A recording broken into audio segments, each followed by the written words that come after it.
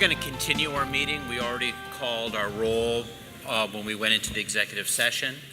We do have an excused absence this evening. Malia is on a college visit and unable to join us, but she's chimed in with some of her thoughts on the agenda to individuals of us.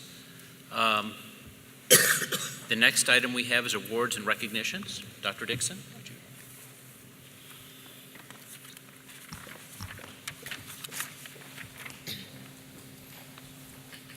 Good evening, everyone. Good evening.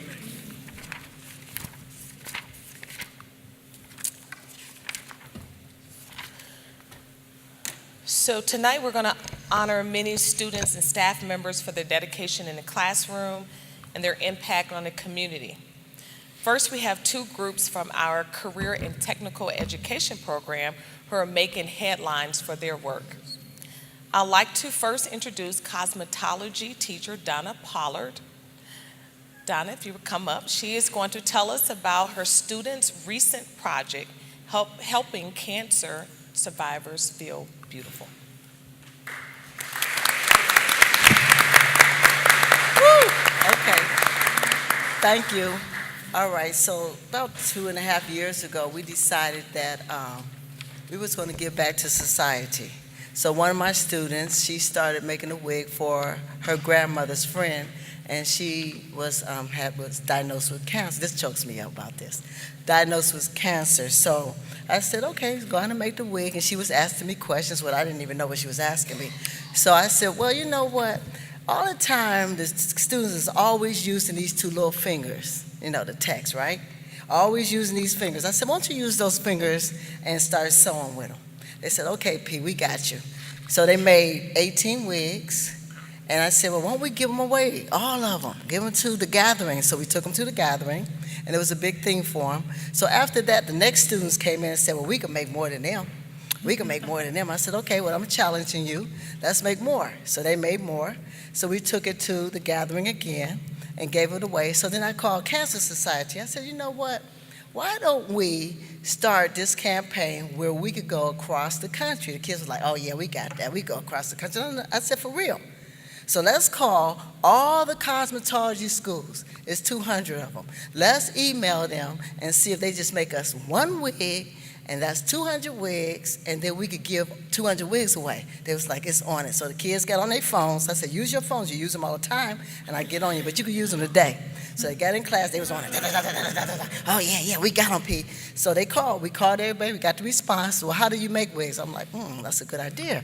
Well, get on YouTube like we did and start sewing. If you know how to sew, you can make a wig. So we got on YouTube, we sat in the corner, we started making them, and then it got bigger and bigger. So then I talked to the barber schools. I said, hey, you know, men have cancer. They have bald heads. So I talked to Mr. Rice. I said, how about your guys? Can they make some wigs? He said, well, we can't make wigs yet, but we could sure cut some heads and get the money for the Cancer Society. So that's what they did. So what I'm trying to tell you is that the students, it's not just Miss Pollard, those students gathered around and made over 50 wigs so far. Handcrafted wigs. Thank you. I didn't do anything. All I did was sweep up the hair, go around, get hair, wash towels, and they wouldn't let me touch because they were saying I was too slow. I have two students here. Mason, can you stand, please? Mason is 12th grade. She just graduated. And I have Shayla Walker. Can you stand, please? Both of these students contribute to the wigs. Thank you. My other students couldn't come. They graduated, and they've been texting me all day. They couldn't come, but they're here in spirit. So I said I'm going to mention all. I have 25 of them. Each one actually did a wig. Some of them did too. So I appreciate them. I appreciate them going to school. I appreciate Scott, who was with me, and we didn't know what we was doing. We like, my favorite thing is we'll work it out. I say it all the time. We'll work it out. We'll work it out. They said, we're going to work it out. So I just want to say thank you for letting us have the chance to do it. And I want to thank those students because we out here. Because I just had Cleveland Clinic call. They said, we need some wigs. What do we do to get on the list? I said, well, you know what? Class is out, but cancer doesn't stop. So I'm gonna figure a way. I was just talking to my students. I got them on, I'm on this chat line now. I said, don't say anything bad. It's my job. If you say something bad, I get in trouble. So be good. So when you talk to me, be good. So we're trying to figure out what we're gonna do this summer. So I'm gonna just tell you something. I'm gonna stop. I have two little girls that been working with me this week. We had this college now. So these two little girls said, we saw you on TV. One is 10 and one is 12. And I said, you did? They said, yeah, I can make a wig, the little 10-year-old. I said, can you? She says, yeah, when you want one. I said, well, how about tomorrow? I was just playing with her. She said, Grandma, Miss P said I have to have a wig by tomorrow, and I know how to make them. So this little girl, she's 10. Her name is she told me her name is Miss Jones. Then her sister, who's 13, is getting ready to go to the middle school. She said, oh, she don't know what she's doing. I'm going to make a wig. So tomorrow, down in the little cosmetology area, we're going to make wigs.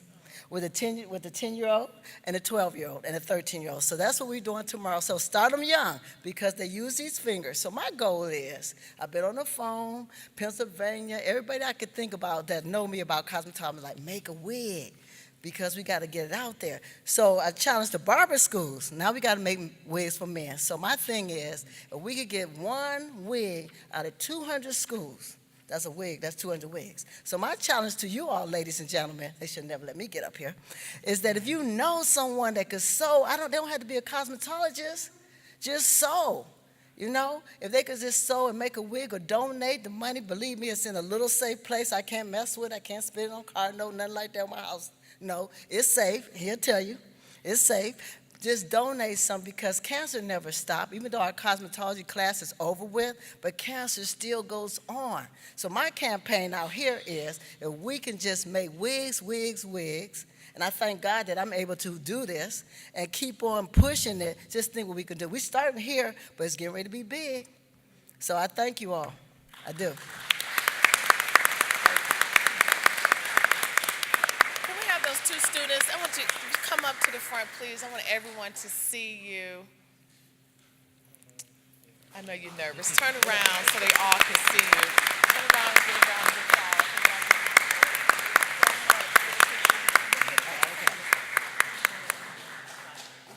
You want it over here? He wanted to take a picture over this side. Okay.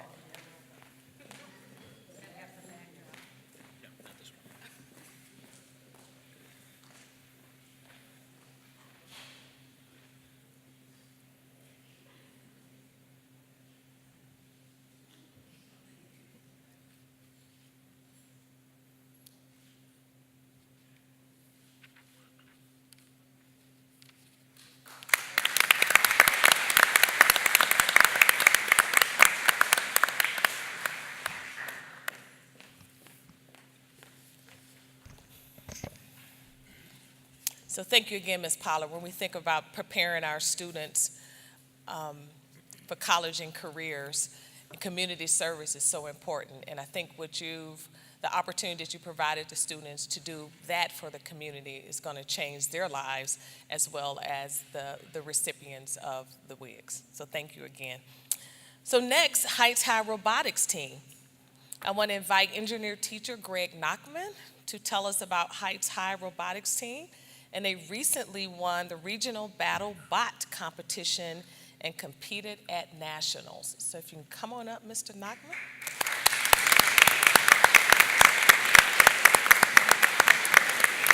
You have any of your students with you? Any of your students with you tonight? Yeah? You tell them to come up to the students? Yeah. Yeah. All right.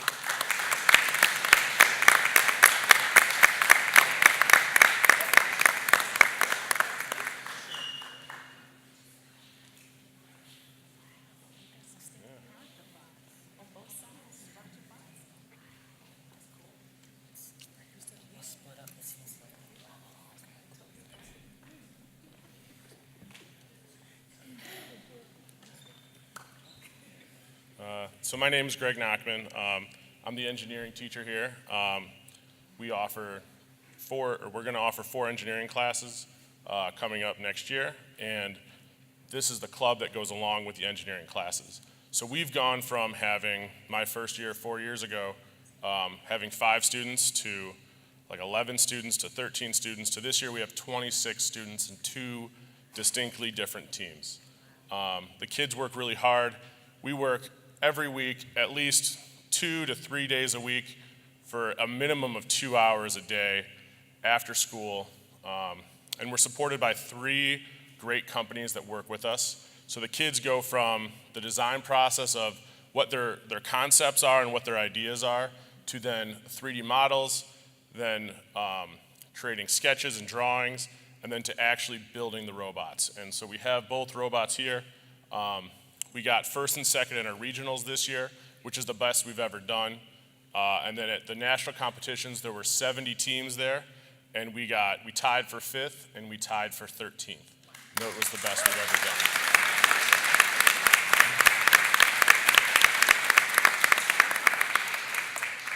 Mr. Nachman, Yeah. isn't it true that at nationals, it's not just high schools, but also universities competing? Yeah, I so- think that's important to note. Yeah, so there was about 10 colleges, I think, that competed there out of the 70.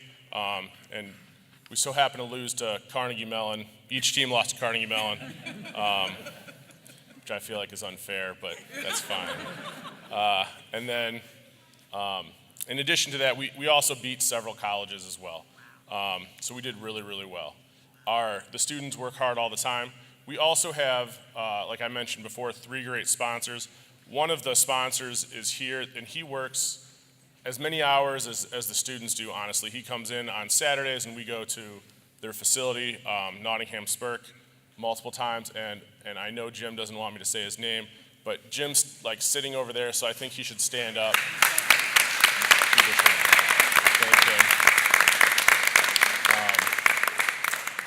This year, because we expanded to 2 different teams, we needed a leadership person for one team and a second team as well. And so we were honored to have Dr. Wilkinson as well help us the entire year, and he led one of our teams that really did amazing. And he's sitting over there, but he should stand too and get a round of applause.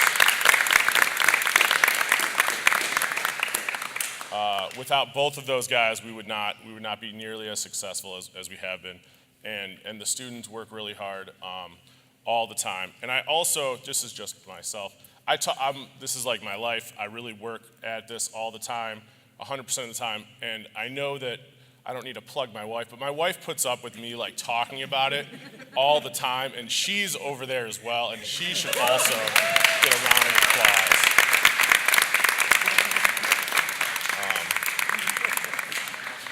So as we're growing our engineering program, I believe that we'll be growing the robotics club as well.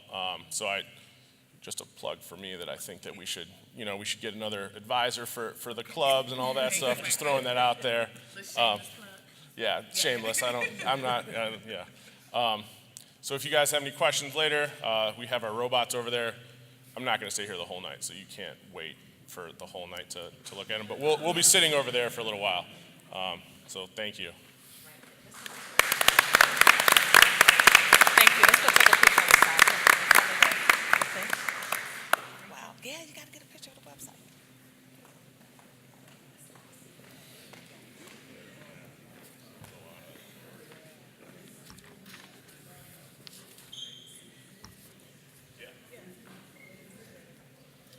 Get Alan up there. And the guy from Nottingham.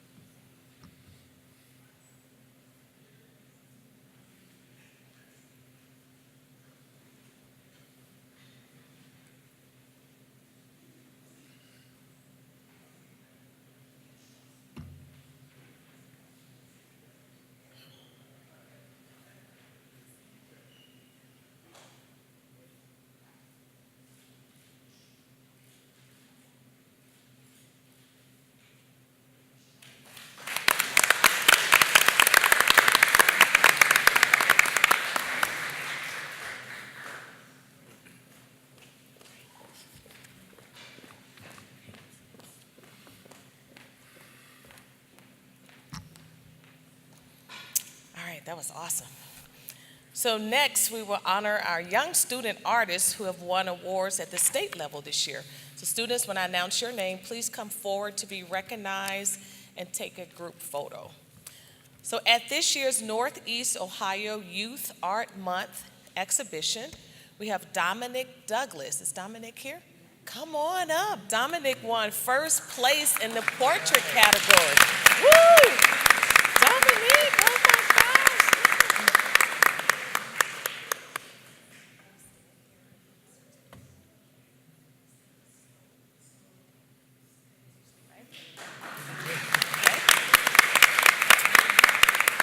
Okay, and next we have Anika Moley, won second place in the animal category. Is Anika here? She's not here? Okay. And then we have Helena Duffy. Helena won second place in the landscape category. Is Helena here? Okay, so at the Young People's Art Exhibit, artwork by Genesis Tello. Is Genesis here? Come on, Genesis. There you go.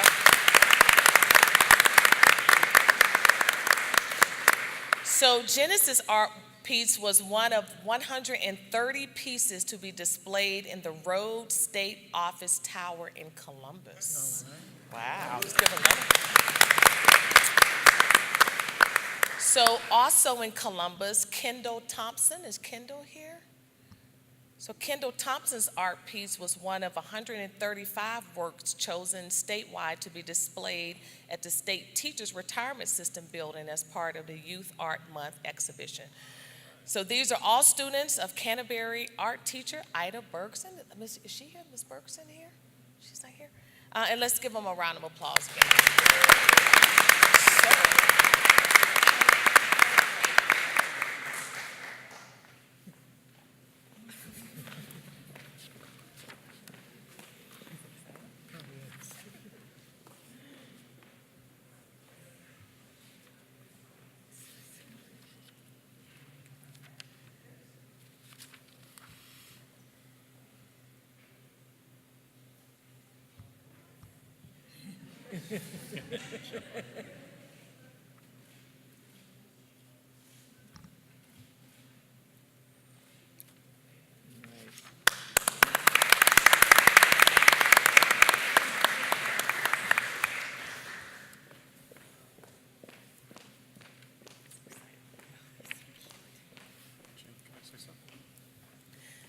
Okay, so next we'd like to recognize a number of CHUH staff members who are going above and beyond to create a culture of excellence in our district. Tonight I want to honor our Tiger Team members of the month for the month of May. We have received a total of 337 nominations since we began this program last October. We have several of our May honorees with us tonight, so when I read your name, please come forward. From Heights High, we have Parent and Community Liaison, Joy Henderson. Is Joy here? From Delisle's Option Center, we have Guidance Counselor, Dr. Christy Cooper. I saw Dr. Cooper. Let's give her.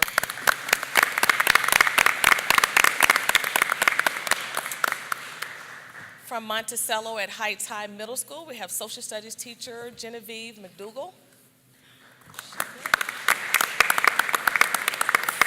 From Roxborough at Heights Middle School, we have Spanish teacher Mark Doherty.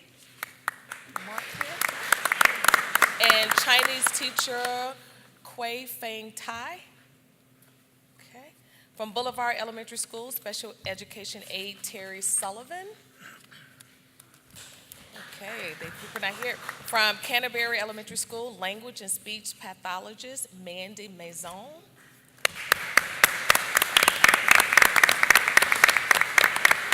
From Fairfax Elementary School, music teacher Tamar Gray.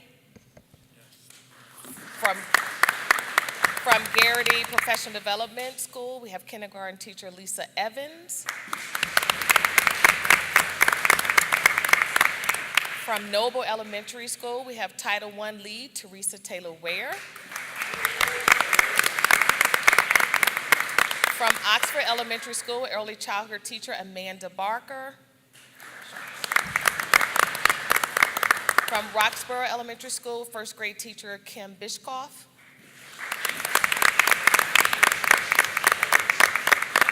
And from the Board of Education, Confidential Administrative Assistance for Business Services, Lunetta Clark.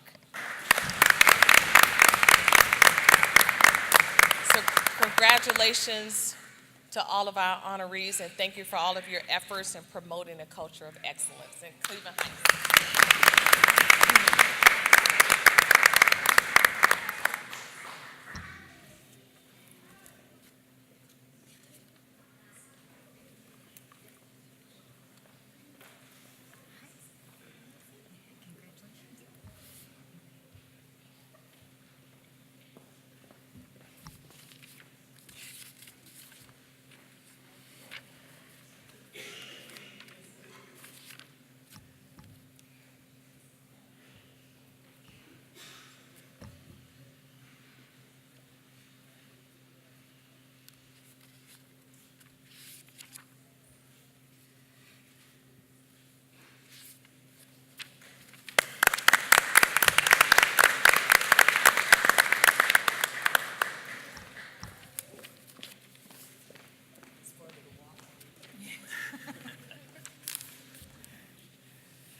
Okay, so finally, we recognize and celebrate tonight our dedicated staff who has been with us for many years and who leave behind a rich legacy as they retire from the district. The teachers and staff we salute tonight have poured their souls into their work and have positively impacted the lives of many students. I will now hand over the honor of recognizing our retiree staff to Dr. Paul Lombardo, who is our Assistant Superintendent of HR and Operations.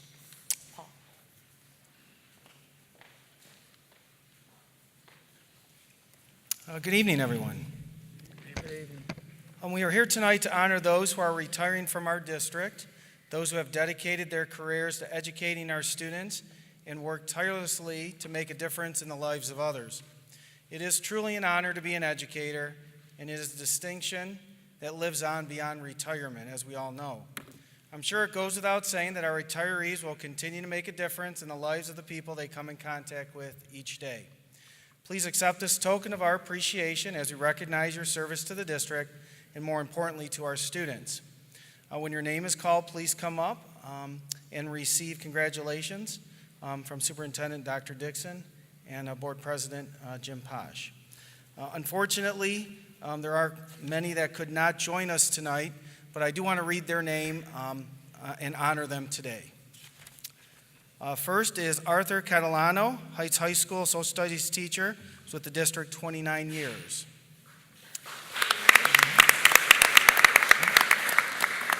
Maureen Christie, Fairfax Elementary School 5th grade teacher, served at Wiley Middle School, 22 years in the district.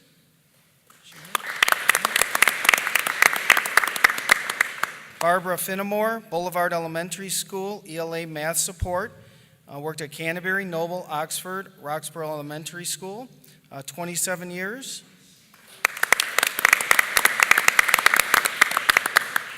Judith Gorel, Heights High School English teacher, 30 years in the district.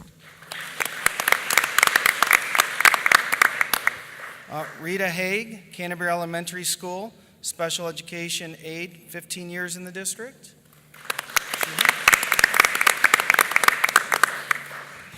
Okay, Marcy Jablanc, Heights High School intervention specialist, 16 years in the district.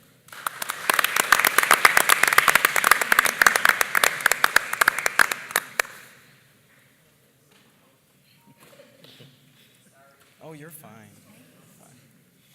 Congratulations. Julie Lustig, Canterbury Elementary School physical education teacher, Boulevard, Fairfax, Garrity, Noble, and Roxborough Elementary School, 20 years in the district.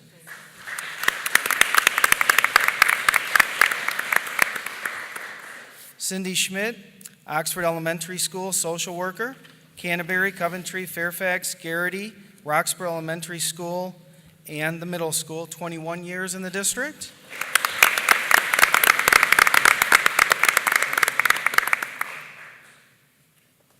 Bambi Vargo, Boulevard and Garrity Elementary School, intervention specialist, Boulevard, Garrity, and Noble Elementary Schools, Belfair School, 8 years in the district.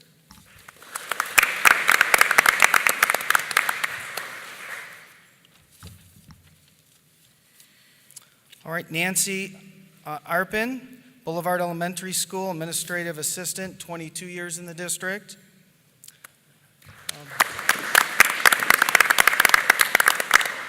Bernard Harmon, Roxborough and Heights Middle School, Security Monitor, 23 years in the district. Delinda Miles, Fairfax Elementary School, Cleaner, Lunch Aide, 29 years in the district. Rosia Pickens, Garrity Professional Development School, Staff Assistant, Board of Education, 17 years in the district.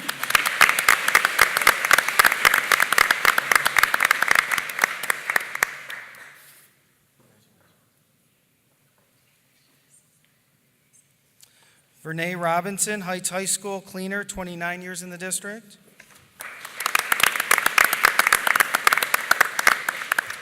And finally, Charles Zanzillo, Monticello and Heights Middle School Cleaner, 35 years in the district.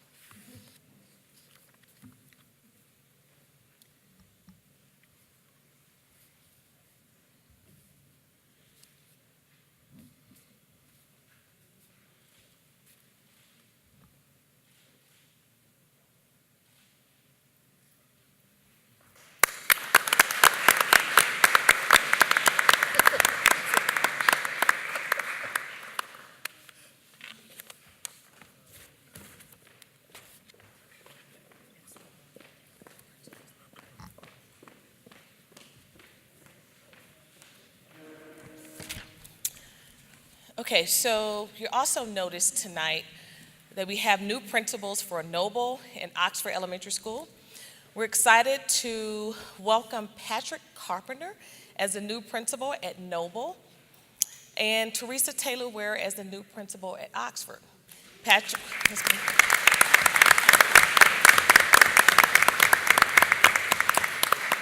Patrick has spent the past 7 years at Oxford, where he is currently the Title I lead. Patrick stepped up and led Oxford when Principal Bridget Pronti was out earlier this school year, and he did a phenomenal job. He not only took on the leadership role in the building, but he still managed to fulfill his Title I duties while also coordinating the school's Disney musical play. Patrick earned his bachelor's degree from John Carroll University and his master's degree from Boston College. Patrick, if you'll come up, please.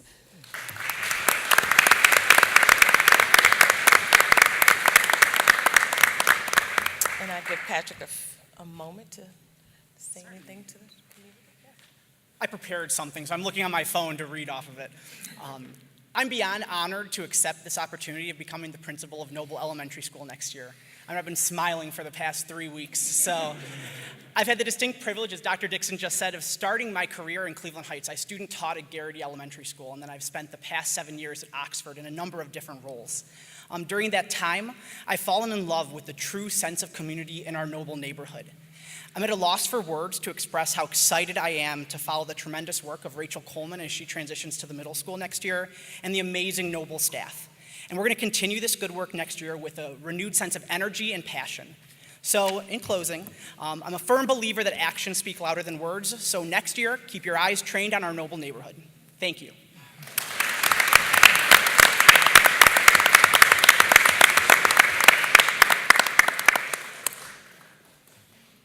We have another teacher that we've promoted to principal, and that's Teresa Taylor-Ware, who spent 25 years in CHUH, including the past 8 at Noble Elementary, where she is the Title I lead. She has taught 1st through 5th grade, and it has served as the district and building level instructional coach. She is a phenomenal instructional coach. Working with her colleagues is one of her specialties, and it is what makes her a great leader and role model for others. Teresa received both her bachelor's degree and her master's degree from Cleveland State University. Noble and Oxford will host both a meet and greet events for their new building leaders tomorrow night from 6 to 7. So we invite all our families and staff to please come out and meet the principals for next year. So if we have Ms. Taylor-Ware, if you can come up, please.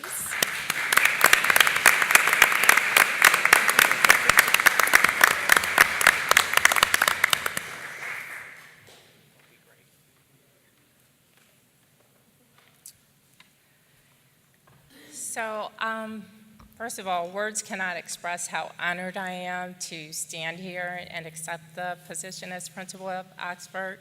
I have, as Dr. Dixon mentioned, been in the district for 25 years, and I continue to be in awe of the amazing staff here, teachers, administrators. I have been in positions where I've been able to learn so much from just my work here, and it's encouraged me to become a lifelong learner. I always joke with my kids because they say I have more degrees than I can ever house, but I've always had a passion to grow and to learn and be better for the students of Cleveland Heights, University Heights. I have 3 beliefs that guide my work with students, and the first is that all students can learn. I believe it's important that we design instruction to what we know about those students in order to meet their needs. And I also believe it's very important that data drives that whole action. So with that, I am very excited to assume this position and work with the amazing staff at Oxford, the community, the parents, in seeing that every student at Oxford Elementary School is successful and achieves at the rate we know they're capable of. Thank you.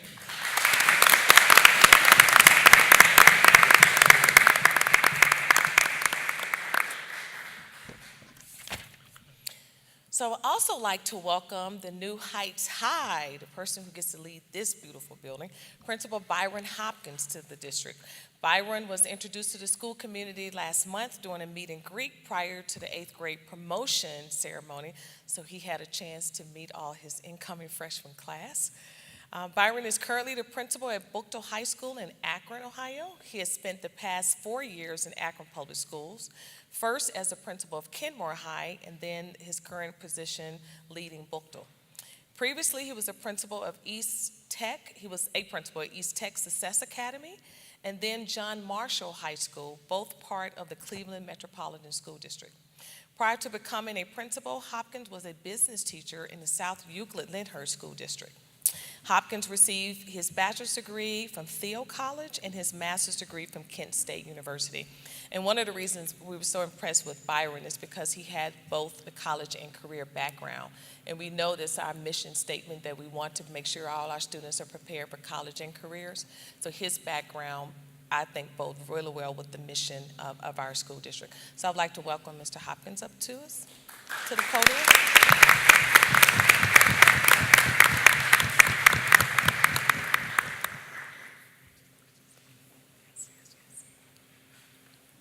Good evening. I want to begin like the others by saying I'm very honored and privileged to be joining this amazing community and also to be a part of what's about to take place.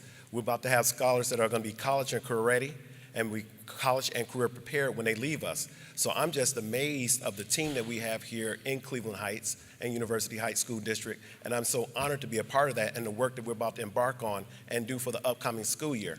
One thing that I can promise you is that our scholars, when they leave us, will be college and career prepared because I think we have the team here in this district to make it happen. So I'm so grateful to be here, and like everyone else, I've been smiling probably the last 4 weeks, and everyone in my district say, what is wrong with you? You're smiling too much, but they don't understand where I'm at right now, and I'm in a happy place. So thank you, and I look forward to getting busy and doing the work.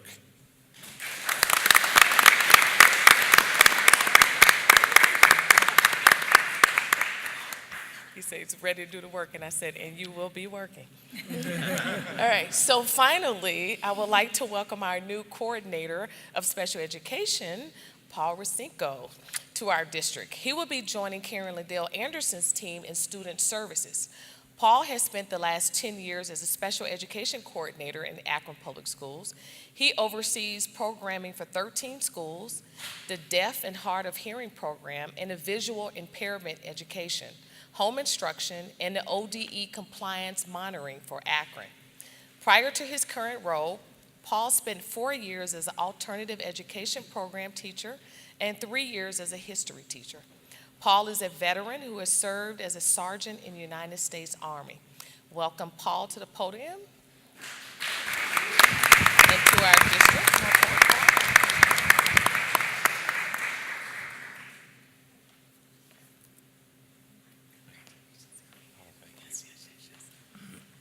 Well, I can see that I'm definitely not alone in sharing my excitement for a position here at Cleveland Heights University Heights School District.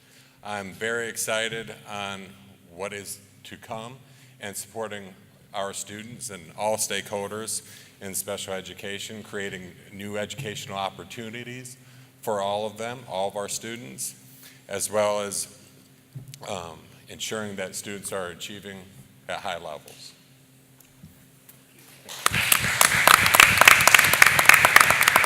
So again, so welcome Paul and all our new administrators for this school year. So that will be all for recognitions for this evening. Before we close this out, Dan, you had a couple comments you wanted to make. I did. I did a little bit of math, which I'm not known for. I added up the years of service that the people who we are thanking tonight for their careers have given to the students of the Cleveland Heights University Heights local schools. And this evening, 343 combined years of service to our community and our students are taking their last bow. So I really wanted to talk about that for a minute and to recognize those real career-long commitments to our kids.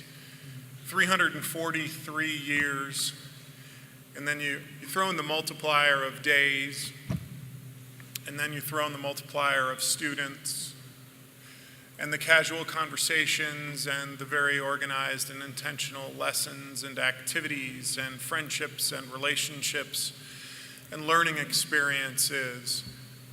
And so it matters, I think, to all of us, these people who we pay tribute to this evening. They are the ones who have given their careers to our children. And for me, I will just say, it strengthens my commitment to join my neighbors in ensuring that ours is a district where people want to spend a career.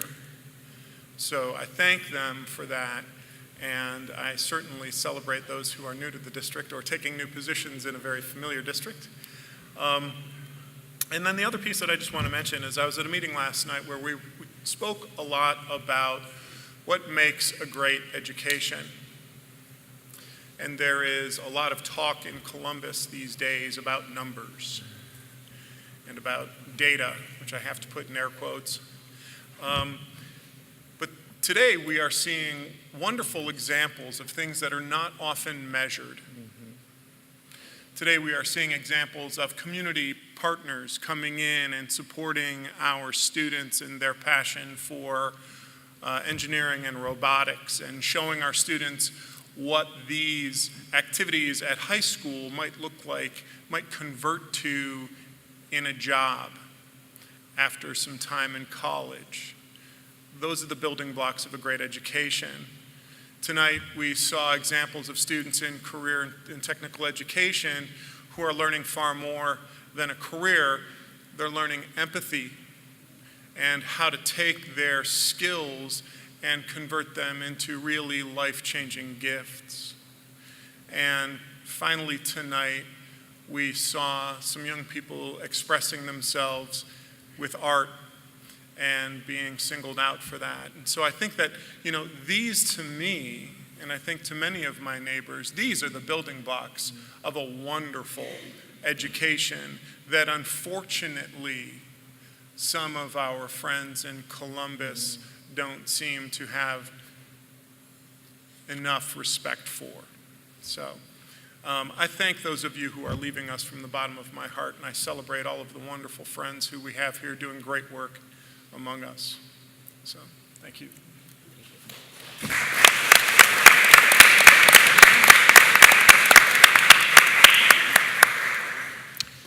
Okay, moving on. We have statements from the audience. Mr. Chand? Chand?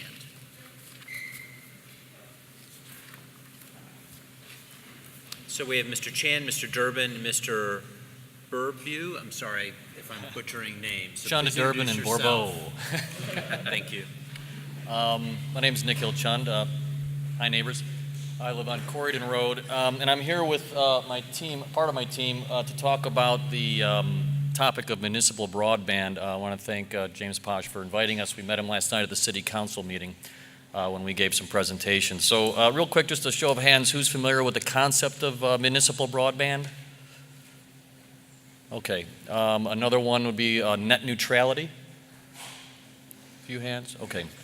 So we're a group of citizens who created a team due to, well, primarily a bunch of grievances on Nextdoor.com about our services by AT&T and Spectrum, and what can we do as customers?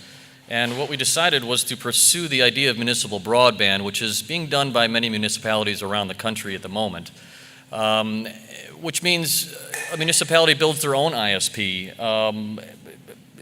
At first, it could be something to compete with the local competition, but really it's much more than that.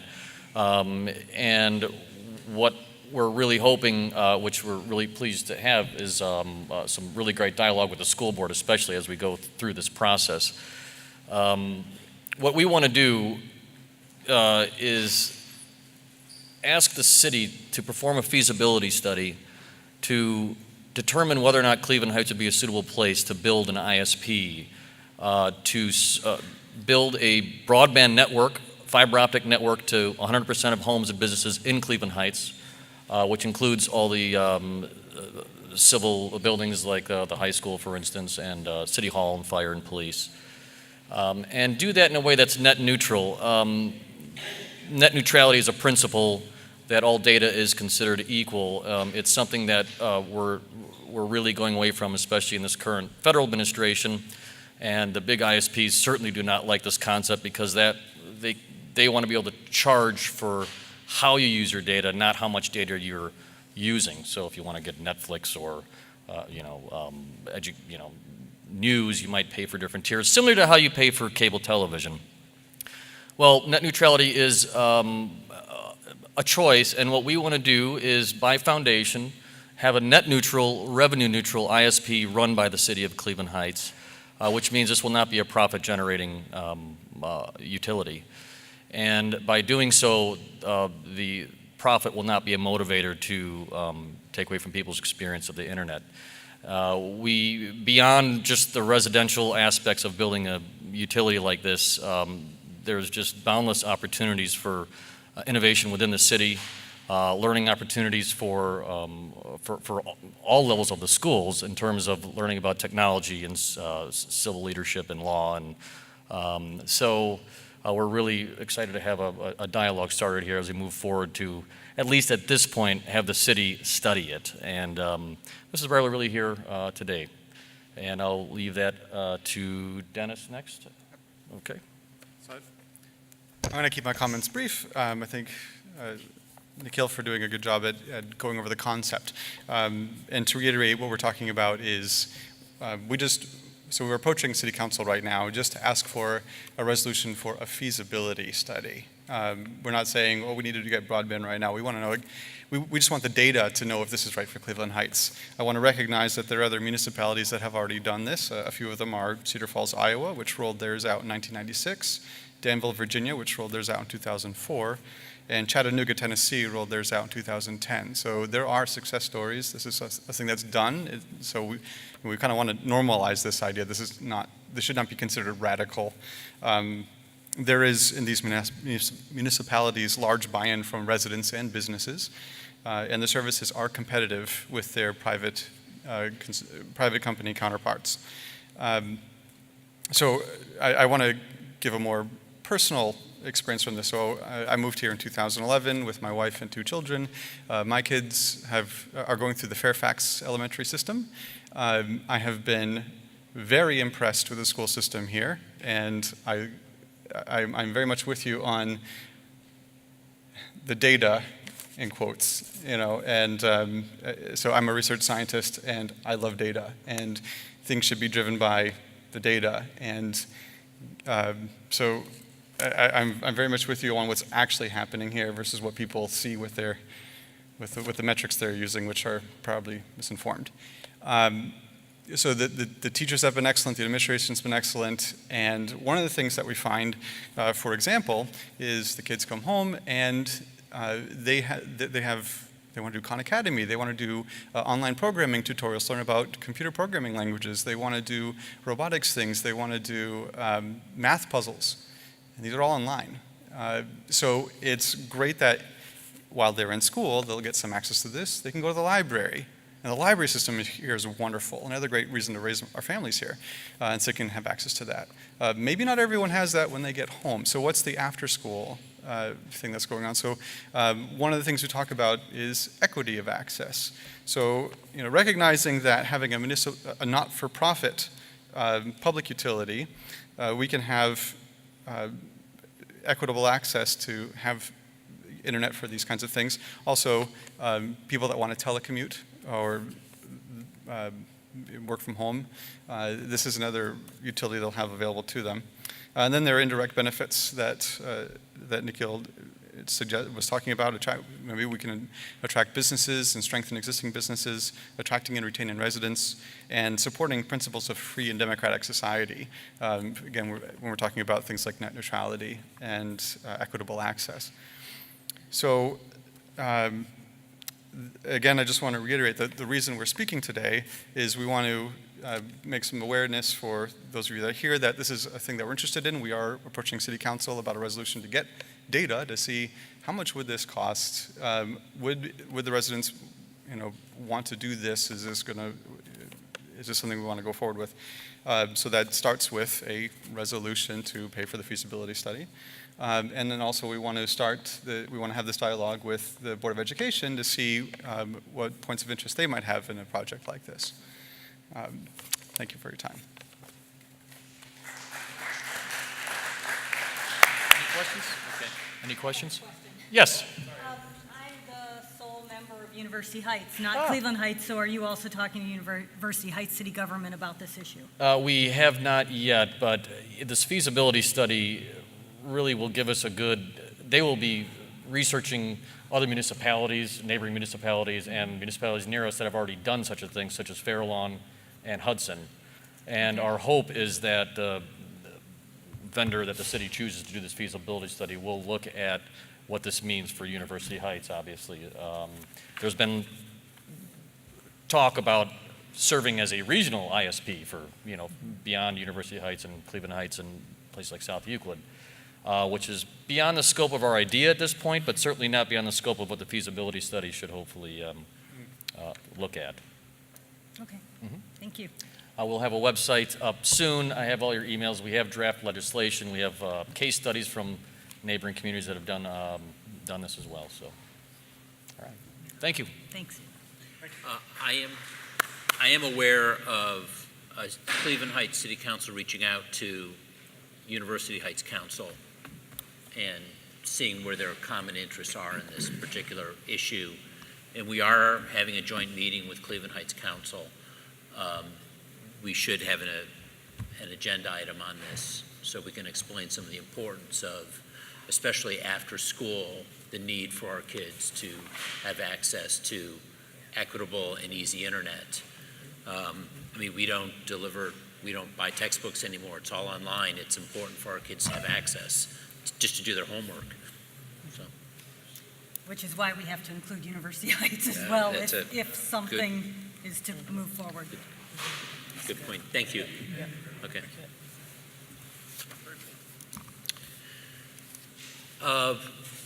Are there any more statements from the audience?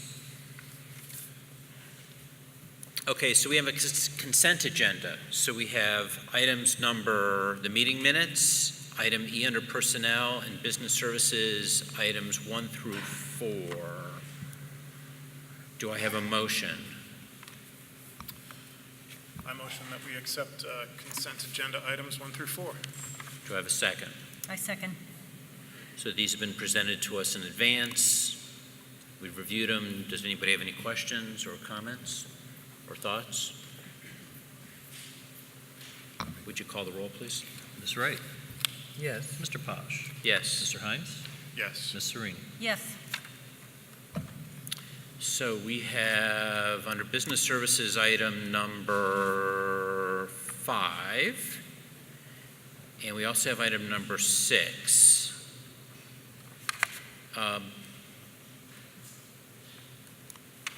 They kind of go hand in hand, but they're two separate resolutions. So do I have a motion to accept or to discuss item number 5 and item number 6? We'll have to vote on these separately. I move that we discuss item number 5. We have a second. I second. So we have a resolution that was discussed earlier regarding the OFCC. Talisa, do you have anybody who's going to discuss this with us, or is this? Jeff is here. Jeff, do you have can you come up to the podium and just sort of give us an overview of this resolution?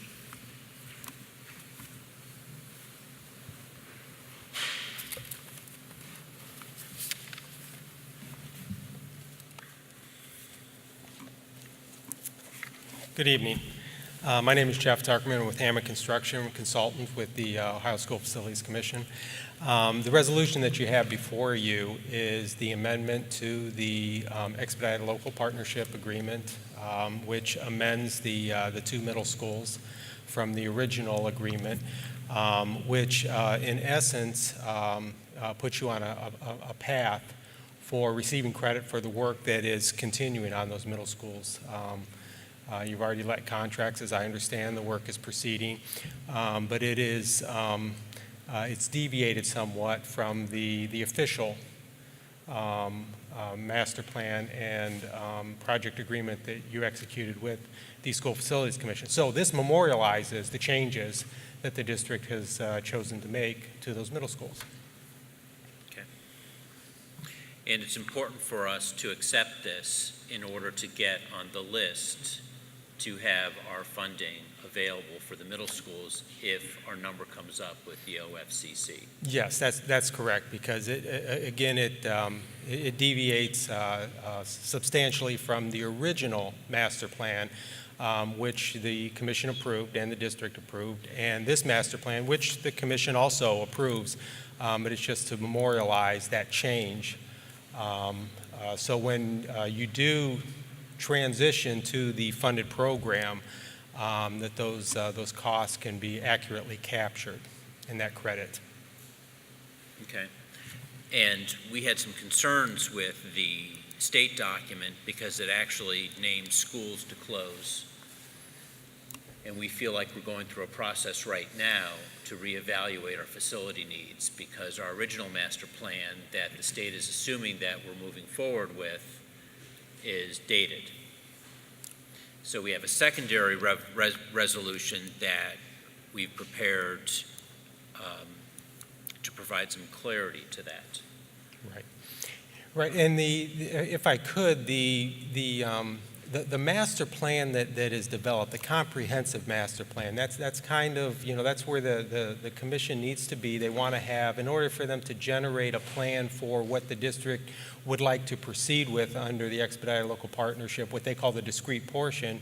In your case, it captures your middle school and high school population. The high school is completed, and now you're pursuing the middle school piece of that, and the elementary. So when you do transition in the future, it's a very similar process to what we went through for this amendment, in that when you're served under the funded program, that things have changed possibly, and you can still make different decisions. So the master plan is not cast in stone, I guess is what I'm saying. It's kind of a living document, and the process that we've gone through over the last year and a half really shows how it is a living document. Your district changes, and as things change over time. So anything that is shown in that master plan absolutely can change. So if it's shown as abandoned, it can be resurrected to house children, if you wish, or vice versa. Your sister district to the south here, Warrensville Heights, is probably a really good case in point where 2006-07, I believe it was, they entered into an ELP agreement with the School Facilities Commission. Their plan at that time was to renovate, partial renovations to all of their elementaries and some small additions, which they moved forward with. They put in a pretty substantial addition, about 30,000 square feet, academic addition, onto the high school. And they just received funding a year ago under CFAP, so they leveraged that ELP credit that they received, but only for the high school, because they determined that they wanted to pursue a new elementary, which they did. So the credit that they had received that was in the bank for those elementaries, they did a cost-benefit analysis and determined that, we would prefer to build a new high school rather than complete the renovations on those elementary schools. So I kind of tell you that story to let you know that that's a pretty significant deviation from where they were in 2006 and 7 to where they are now when they received funding under CFAP, and how the district made different decisions and changed their master plan. Well, I think we want to be, we have to be in compliance with the program. But we also have members of the community that are concerned about buildings that may close, and also grade banding. I'm going to read an amendment that we've titled the Ohio Facilities Construction Commission Master Facility Plan First Amendment Clarification of Intent, which is our document to guide us that. And I'm going to read it real quick, just so we're all, and then I think we as a board can discuss it. Whereas the Cleveland Heights University Heights School District is approving the Ohio Facilities Construction Commission's recommended Master Facilities Plan First Amendment, and whereas it is the Board of Education's intent to be in compliance with the Ohio School Facilities Construction Commission and consider all the recommendation or recommended facility plans, and whereas it is unlikely the Cleveland Heights University Heights School District will receive any funding from the OFCC in the foreseeable future, because the OFCC currently ranks the district's project a lower priority than other OFCC projects, whereas at this time no CHUH schools will be closed other than Wiley, as the district's middle school students will be moved back to Roxborough and Monticello in the foreseeable future. So we're not closing any schools in the foreseeable future. And whereas at this time no CHUH grade configurations will change in the foreseeable future, whereas the CHUH Board of Education is reviewing its long-term facility and educational needs and will include a meaningful public process, and whereas the outcome of the long-term facility and educational needs might include plans to close buildings and change grade configurations, and whereas the CHUH Board of Education, once the Cleveland Heights University Heights Board of Education has completed its facilities and educational needs review, it will amend the master facilities plan accordingly. So that is the supplemental resolution, just to provide additional clarity. So I've been doing a lot of talking. Do you guys have any comments, questions, thoughts about this? I think that our previous action, while we were doing all of our due diligence to stay within the expectations of the OFCC, I think that the reason that we're here tonight is because the actions that we were asked to take were confusing. It was almost as if we were being asked to jump through very specific hoops, which we did. However, in so doing, we may have created more confusion than clarity. So I'm thrilled tonight that we are clarifying that and giving the community a much more clear understanding of our intentions and our intent to study. Does this require a supermajority to pass?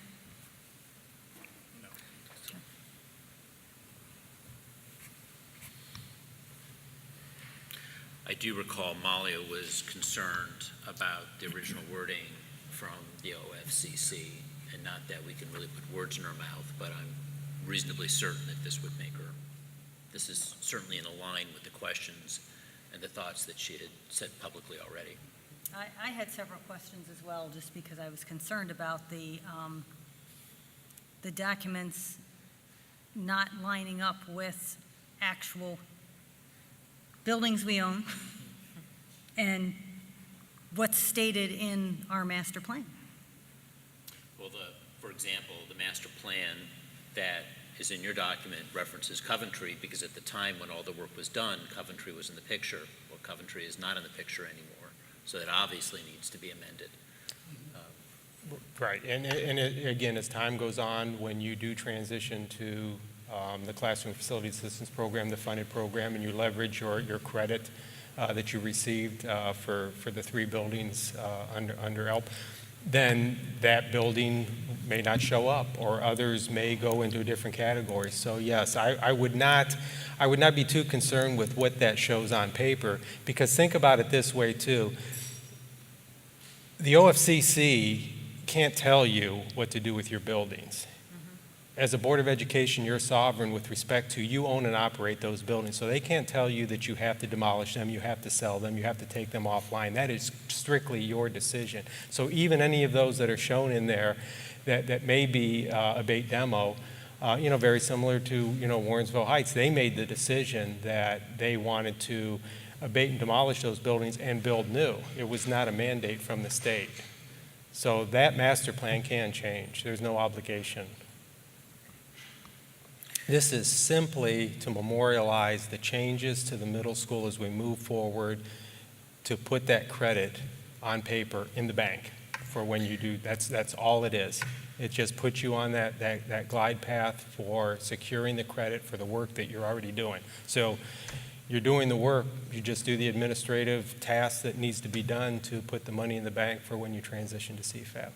Well, and for clarity, the credit is the amount of money that then is subject to the OFCC share of what they'd pay back to us. Correct. For work that we've already done. Correct. Because right now we haven't used any state money in constructing this building or the middle schools. That was always to come in phase 2 of the project.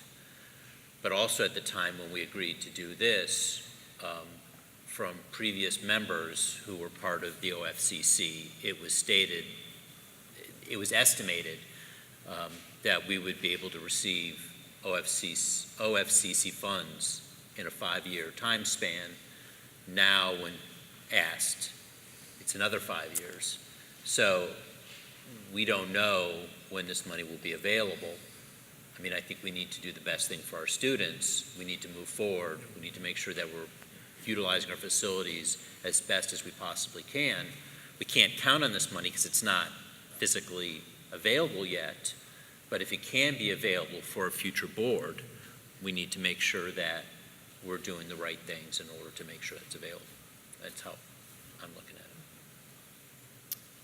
But I'm concerned that, is there a chance in the future we would be denied this money because someone would look at this plan and say, this is not what you did? If you don't pass the resolution, that's the risk. Because the only thing that we are looking at, you're looking at the entire plan. Mm-hmm. And the entire plan, yes, it is there, but the only thing that the Expedited Local Partnership is tracking is this high school, and in fact, we've closed this high school out. We're in the process. The documents are coming back, and we're sending it down the state. That credit is, I call it in the bank. It's in the file. Your middle school, as you're proceeding with that work, that is the credit. We're not even looking at your elementaries or anything, and that won't occur until you transition. So there's no work being done there, and irrespective of what it shows at this time, again, it is subject to change. Okay. When you transition to the funded program, that credit that you've received will be there, and then we will redo recast the master plan. We'll update the enrollment, there'll be a new cost set. The only thing that will not change in that process is your equity ranking, your local share, that is anchored. Because you're in the Expedited Local Partnership Program, and that's the benefit of the program. For those districts where the position that you were in, that you were several years out, at the time, we didn't think it was as far out as where you are right now, but when you do a project, that anchors that local share. So irrespective of whether you move on the equity ranking, if your share goes up or whatnot, it does not change. So, but all of that will be recast, and then the board will be able to make those decisions, what they want to do with respect to their elementary population, how they want to serve them.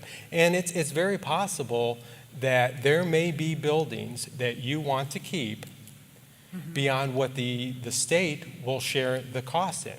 And that's really the one document that you see there, the base plan. That's what you're seeing is what they developed is a plan which says this establishes their state commitment. This is what they will fund, or in this particular case, what they'll provide credit for.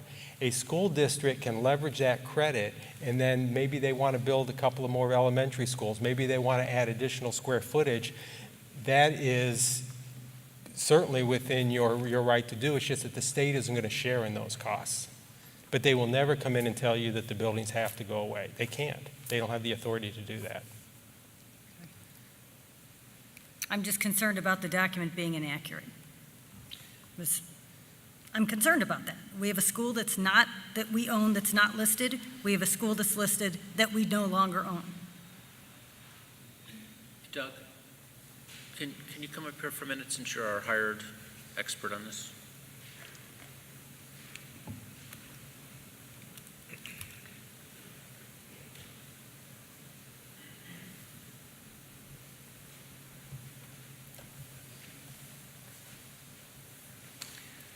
So Jody's concern is there's documents, there's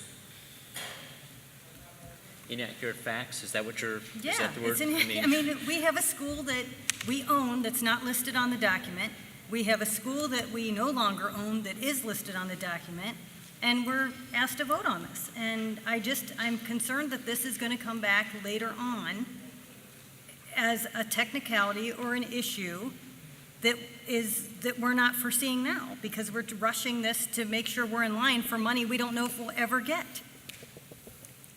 So can someone explain to me why it's okay to have an inaccurate document that we're going to vote on that will supposedly put us in line to get some money at some future date? I can't explain that, but what I can explain is that Jeff Tuckerman is a consultant that's a representative for the OFCC. So he is representing the OFCC, which is the entity that puts all these guidelines together and creates this whole situation. So I would recommend that we follow what the OFCC and what Jeff Tuckerman is recommending, because they're the author of the documents. Unfortunately, I wasn't here for the history of why it was created that way or the changes, but as we've had these discussions, it's common that over the course of the years and transitions in administration and everything else, that districts change. And so I don't think that that's uncommon. Your specific question about, why that was there, or if that's going to change anything, I would really yield to the recommendation of the OFCC and Jeff Tuckerman. So are there other school districts who filed these documents who have schools missing that they actually own that are not listed in the documents? I don't have that knowledge. I'm asking Jeff.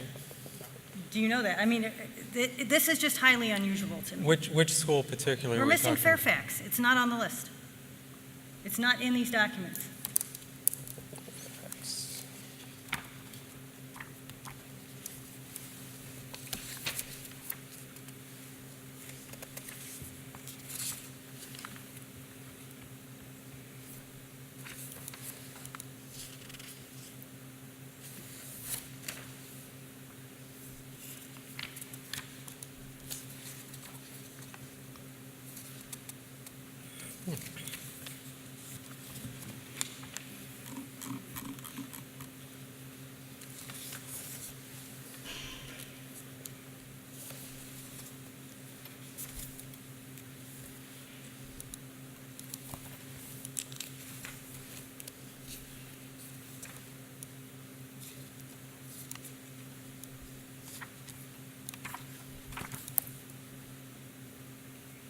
Jeff, when we last spoke, there was a sense of urgency to get this on an agenda for the OFCC board.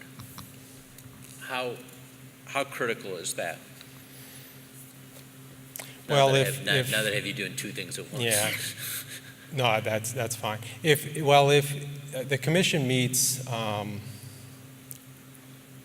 I want to say it's the 23rd. I think it's the 23rd. The date that documents need to be back to the staff in order to make the agenda is the 15th. So if we miss that, then the next meeting is October. And I guess I don't know the answer to if the data stays the same. We may have to update the enrollment. We pass another cost set and everything. That doesn't affect the high school or the middle school because you've established your costs already. So irrespective of where the cost sets are, you're doing this discrete portion. So that doesn't change. That bottom line doesn't change.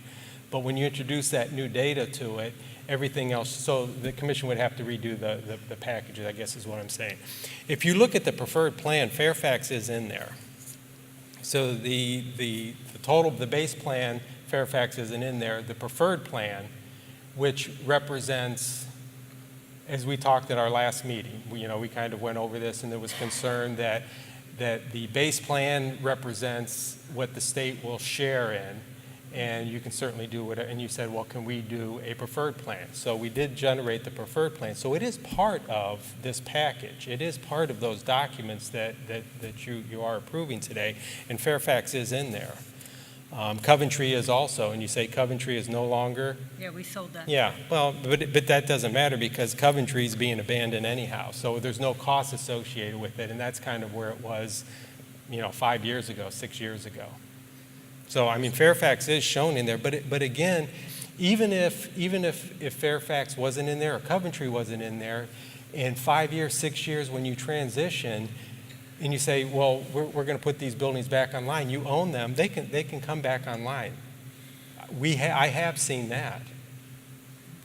So are you saying if we don't make a decision tonight, that will put us in jeopardy of funding of the OFC? Well, I don't know that it puts you in jeopardy of funding. I guess what I'm saying is that this package, which is if you've seen the whole package, which I think several of you have, it's quite thick.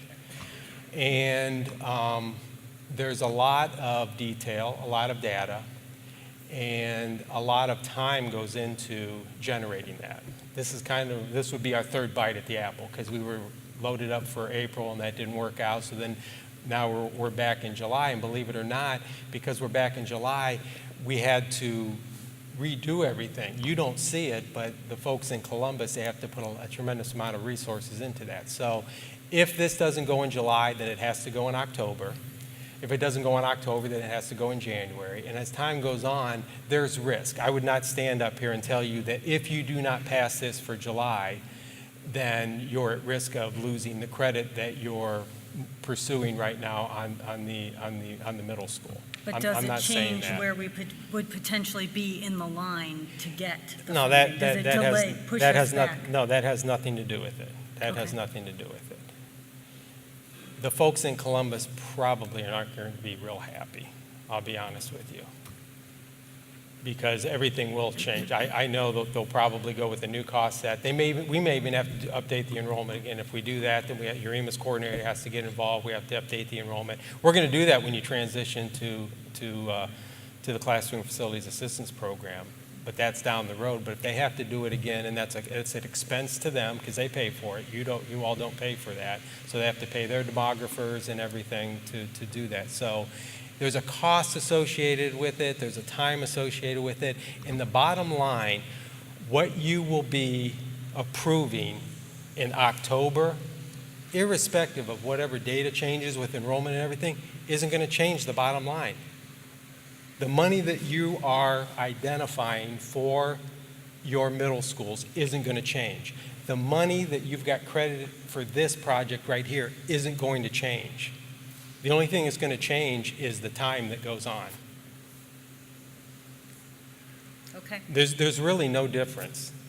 There really isn't. There is no risk to you. I know what your concern is, but there is no risk whatsoever. It's on tape. Well, I'd like to talk about how I'm feeling we'd like to vote. I'd like to close this chapter and move on to the next chapter, and that is us and our community and our elected officials figuring out what we're going to do with our elementary schools, what we're going to do with Wiley. I look at phase 2 of what was hatched. It's already inaccurate and unattainable because we can't get the OFCC money to begin with. And I'm not going to say the OFCC promised us 5 years ago. They estimated we were going to have funding in 5 years. There were expectations. And there's a lot of, the political climate has certainly changed. Funding has been cut out of the program. I just assume move forward. I think our resolution speaks loudly that we are going to revisit this. There's going to be a public process as part of it.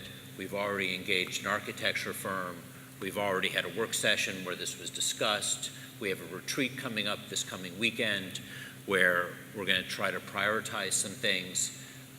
So, I mean, I'm comfortable moving forward with both resolutions. I would not be comfortable with just the state resolution. I think the combination of them makes me feel comfortable. What do you guys feel? Dan? I'm comfortable with this resolution. I hope that we take the lesson from this, and those people who we have brought in to guide us through this process will dot their I's and cross their T's a little bit more in the future. I agree with you that the decisions that we will be making in the next couple of years about facilities, about which buildings we are going to keep open, which buildings we may shutter, and then really making sure that we are good stewards of those properties once we have made those decisions is critically important for the larger community, and including other parties in those decisions is critically important as well. Beverly?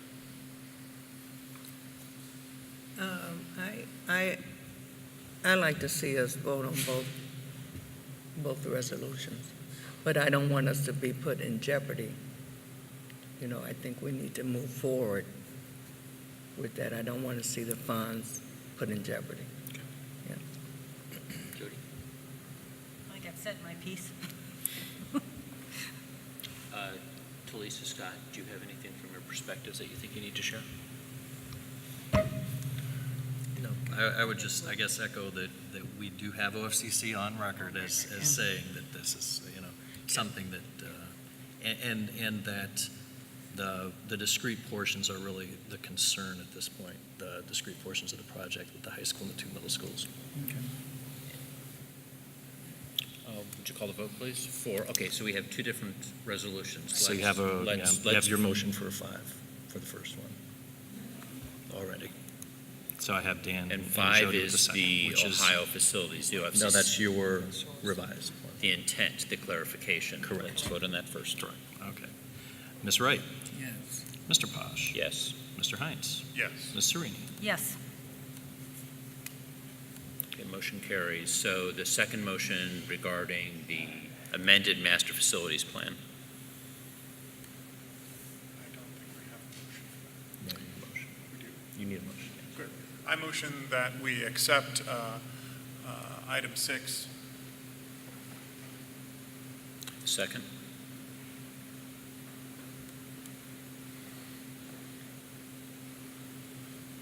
We've got our second.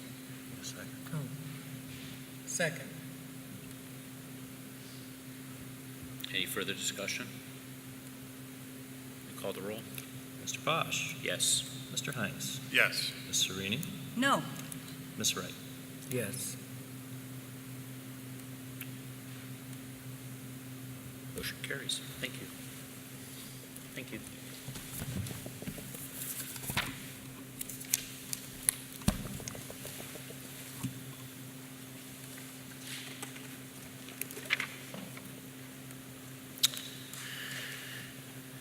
We have the superintendent's report, the early childhood program presentation. Yes, we have Danielle V. Come on up, please. She's going to give us an update on our early childhood program.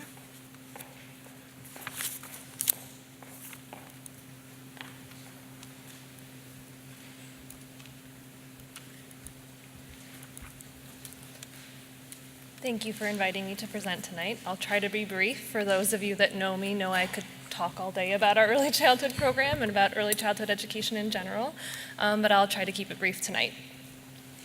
So currently, or at the last stand, we had 143 children in both University Heights and Cleveland Heights enrolled in our programs, between a full-day preschool that serves children who are 3, full-day pre-K, full-day special ed, and then half-day integrated program that serves both children with special needs and typically developing children. I'll also note that our full day also accepts children that have IEPs, whose least restrictive environment is in fact a gen ed classroom. This year marked the year where all 3 of our programs are finally all Step Up to Quality rated, and all 3 sites have been 5-star rated, which is the highest rating that a program can receive in the state of Ohio.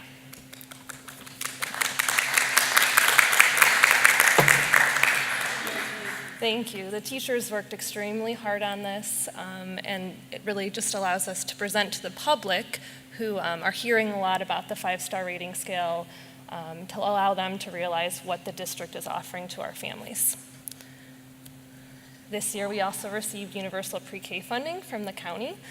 So it is a program that is both a public and a private partnership that Cuyahoga County has presented us with the opportunity to participate in, and Sue Pardee helped me with the RFP last year, and all 3 sites were awarded funding.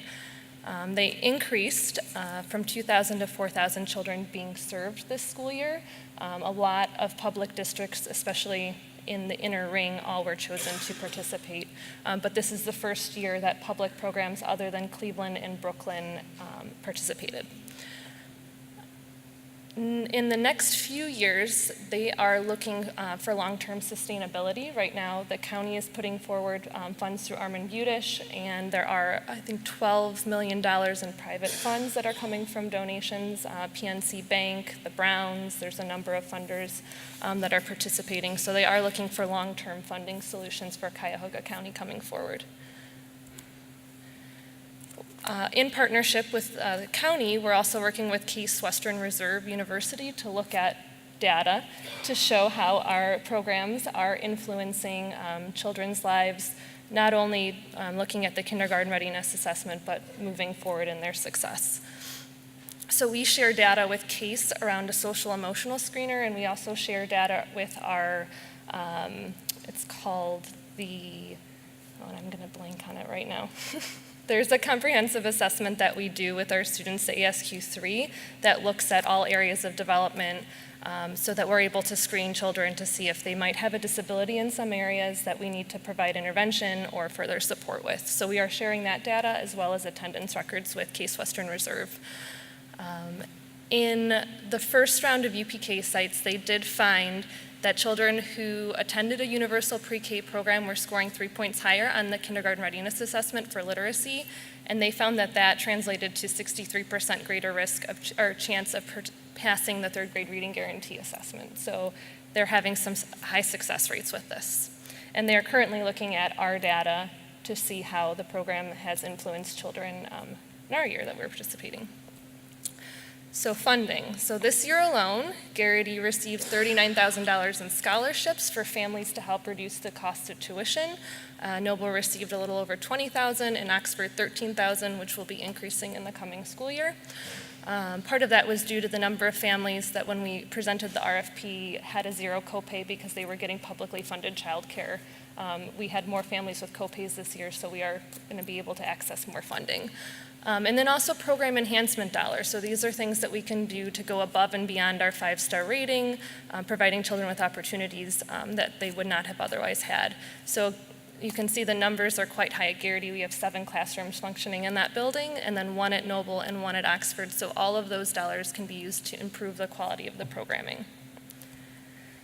So some of what we've done is worked on with the NNPS model with family engagement. So I've been working with Lisa on that and implementing a parent action team that supports the entire district in early childhood programming, and not only increasing parent action with their children at home, but in the classroom, and looking at multiple areas of family engagement.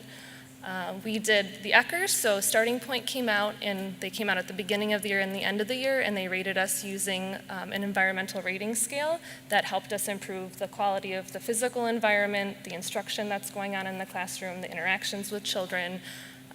Social and emotional skills were assessed through the Devereaux Early Learning Assessment, so that parents rate the children, the teachers rate the children, then the parents are actually given a report that shows their areas of needs and strengths, and it provides families with ideas of things they could do at home to support their child's learning, and it also gives the teachers some ideas of what they could be doing to support their children's learning while they're in the classroom.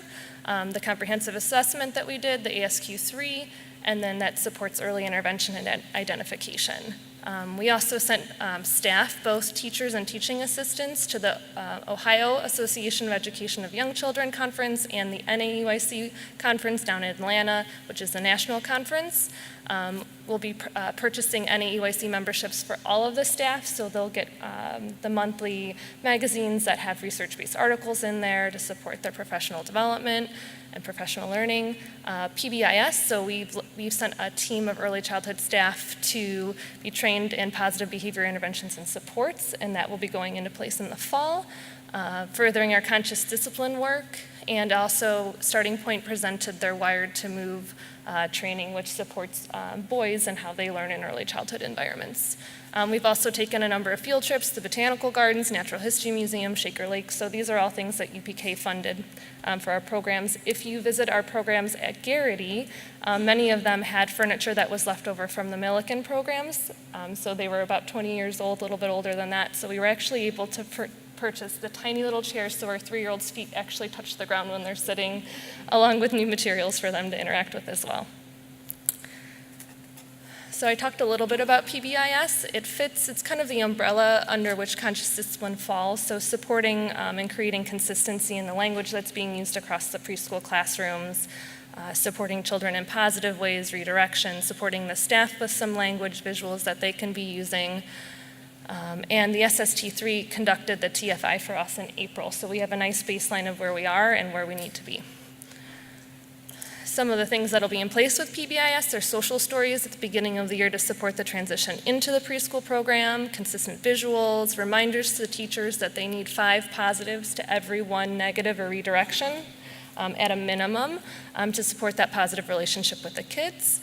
I created a challenging behavior documentation form in Google Forms, which allows us to track the behaviors and start to identify what's causing the behaviors and what supports are actually helping redirect the child and improving their behaviors. And then we're also looking at the Conscious Discipline Summer Institute that some of the Fairfax staff have been able to attend to support our teachers and our staff. We talked a little bit about the NNPS model. Furniture, materials, daily practices have been improved. Did I go the wrong way? Also attending next year. Looking at the National Inclusion Conference, our Bev Metzger, who was our early childhood director in the past, now works at the state support team, and she has mentioned that that is the most powerful professional development institute that she has attended, so looking at sending staff to that one. We have a national speaker that is coming to present to our staff on inclusionary practices, best practices in inclusive environments to support our children with special needs in gen ed classrooms, in the integrated programs. So that will be a training that's offered to the staff on November 6th, the week-long institute, and then field trips. There is a ELI, which is the Early Learning Initiative program that's down in University Circle, would allow teachers to receive delivered monthly curriculum kits that are thematically based that they would be able to keep for a month. Someone from the museum would then come out to the site and provide a site-based field trip that would prepare the kids for their visit to University Circle's museums. The children would then be able to go to the museum, and then they'd also receive a follow-up visit. They would pick up the old kit and then deliver a new kit monthly to the classroom. So it's a pricey program, so next year we're looking at implementing just in one classroom and then seeing what the results are from that. So now we're going to look at some data, which is all driven by the quality of instruction in the classroom and the teachers that are working day in and day out in the classrooms, along with the family engagement that we have.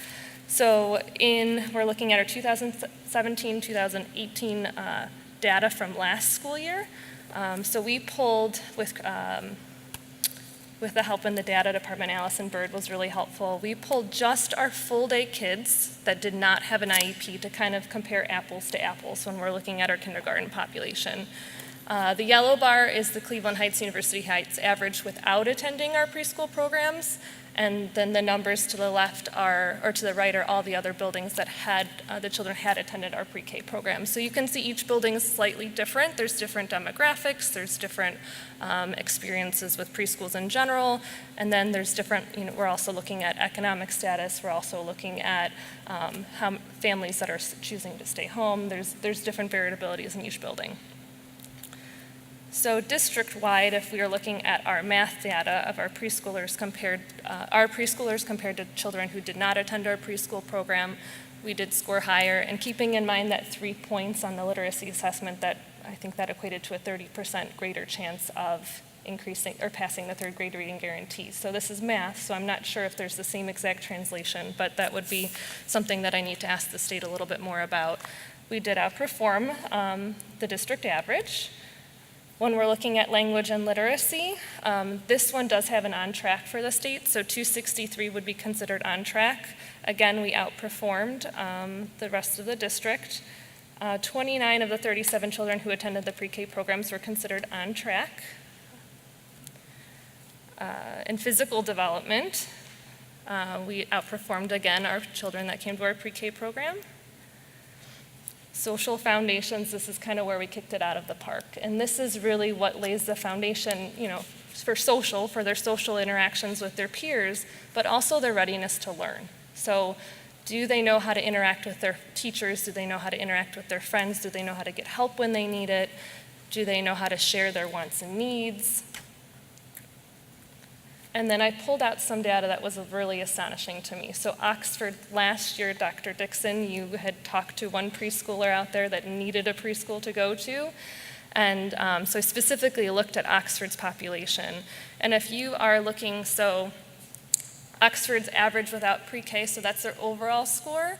The next blue bar to the right is the overall score for the KRA.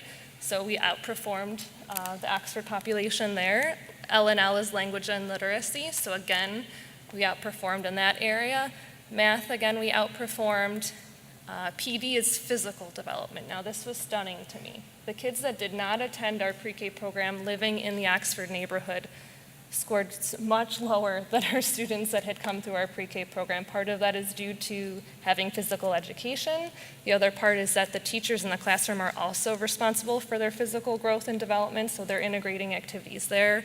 And also the last one is social foundation. So you can see the difference between children who didn't attend our pre-K program in the Oxford neighborhood compared to the children on the right who did attend our pre-K program. So that is really that base of what the teachers are really working on in the classroom. They're integrating a lot of the math and literacy standards into that, but that social foundation is huge. And I also put the Dibbles data down at the bottom on this one. So of the 6 kids that attended one of our pre-K programs that attend Oxford, all 6 scored above benchmark on the Dibbles reading assessment. I also went in today, Allison created a little on-track, off-track tab too that looks at our students in 1st, 2nd, and 3rd grade and whether they're considered on track or off track for reading. All of the children are considered on track in 1st, 2nd, and 3rd grade. So, Danielle, you use the term I'm drawing a blank. The social Social framework, foundations? readiness, Mhm. that's the word you used. Yes. So does that correlate to less behavior issues, for example?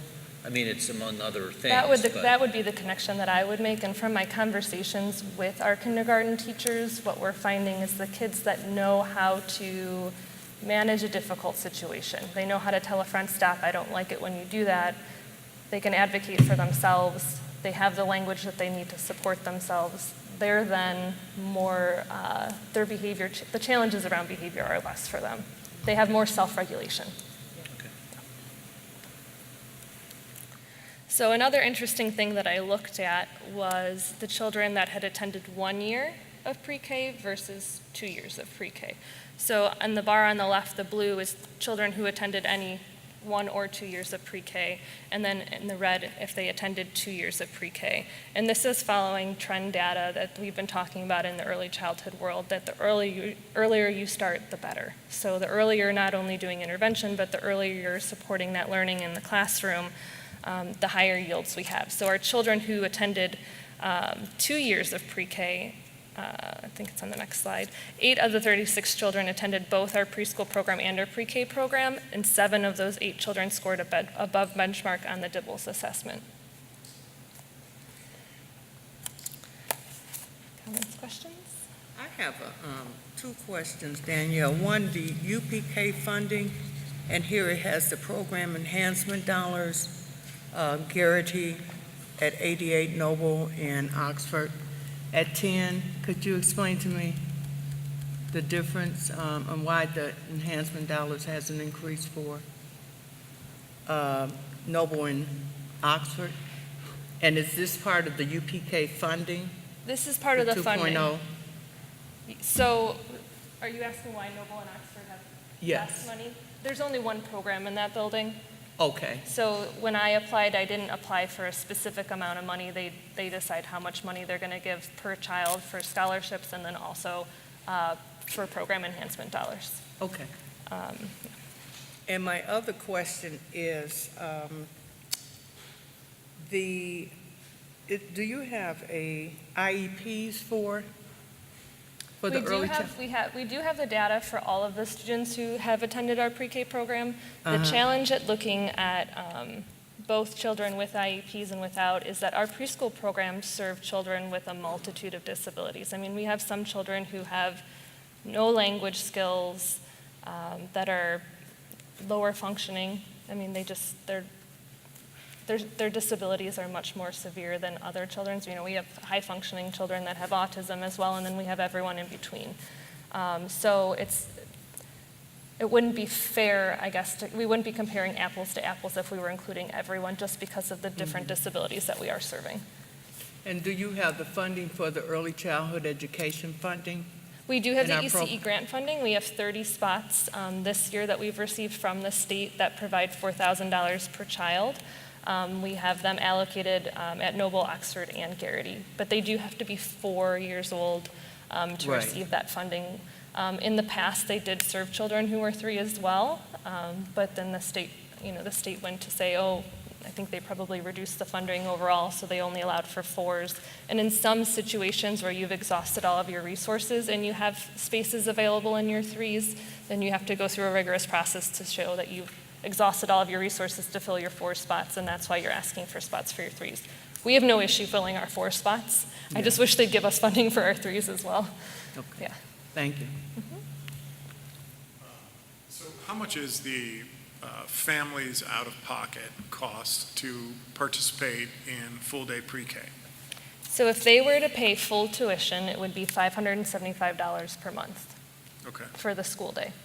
But the range is anywhere all the way down to $0, depending on the funding that they receive. So there's a tiered scale that we use. And you can layer, if you receive the ECE grant, which will cover up to, let's say your family has up to 50% covered under the ECE grant, then the UPK grant can actually be layered on top of that. The ECE grant only serves families up to 200 times the federal poverty level. The UPK grant allows us to serve families up to 400 times the federal poverty level, and those families are often the families that don't receive any funding or support whatsoever. And they don't look at the mortgage and the car payment and electric bill when they're deciding if you qualify. So this is helping those bubble families that really, really need the support. And how does that rate compare with some of the other pre-K programs that we have in the area, would you say? Is that? So if we're trying to compare apples to apples, so if we're looking at other programs that have certified teachers in their classrooms, we're less. But there aren't a lot of programs in Cleveland Heights, University Heights that have certified teachers in pre-K programs. So we're looking at, like a Hawken or a Ruffing. There's a lot of co-ops that are in the district too that offer families a reduced tuition because the families have to volunteer for a number of hours. But when we're looking at staffing qualifications, we're less than what other programs charge in the district. Danielle, I see from I think it was the second slide, that we have a total enrollment of 137 children. I changed that number. My math was off on the Are we original full? one. Or are there extra spots? We have been full in the full-day program throughout the year. Oxford and Noble did lose some students towards the end of the year. Parents were not making the payments on time or they moved. So we do have a safety net scholarship, but that requires that the parents have made the previous 2 payments on time. So if a family hasn't made the previous 2 payments on time, then we're not able to offer the scholarship. But Danita Smith in the Early Childhood Office is really trying to reach out to families to get them to utilize that funding, that scholarship that we have. But oftentimes, we exhaust all our resources. A number of them were due to families just moving out of district. But we're close to capacity. Yes, the only program that we're struggling a little bit with is our half-day program, filling the peer spots. When we eliminated the co-teaching model from the half-day program, the intervention specialists were really advocating that if they're going to be responsible for the education, they need peers that are actually role models for these children that have IEPs, that might have behavioral challenges, that need strong language support. So we screen our peers, and sometimes we do identify those peers with a disability during that. Or we don't identify them, but we recommend further evaluation after the screening process. It's also half-day, 4 days a week. So a lot of families need care for longer than that. So that creates a little bit of a struggle, but we're actually at a much better place than we were last year when I walked into the position. And also, do we keep track of how many of the students go through our pre-K and then convert to kindergarten and first grade through our program and continue on with us? That data is available in one of the reports that Allison Bird did present to us. We have some challenge with our Orthodox population, so we do serve a lot of children in the Orthodox population that do have disabilities, and then they do transition with the scholarship money to Hebrew Academy or one of the other Orthodox schools.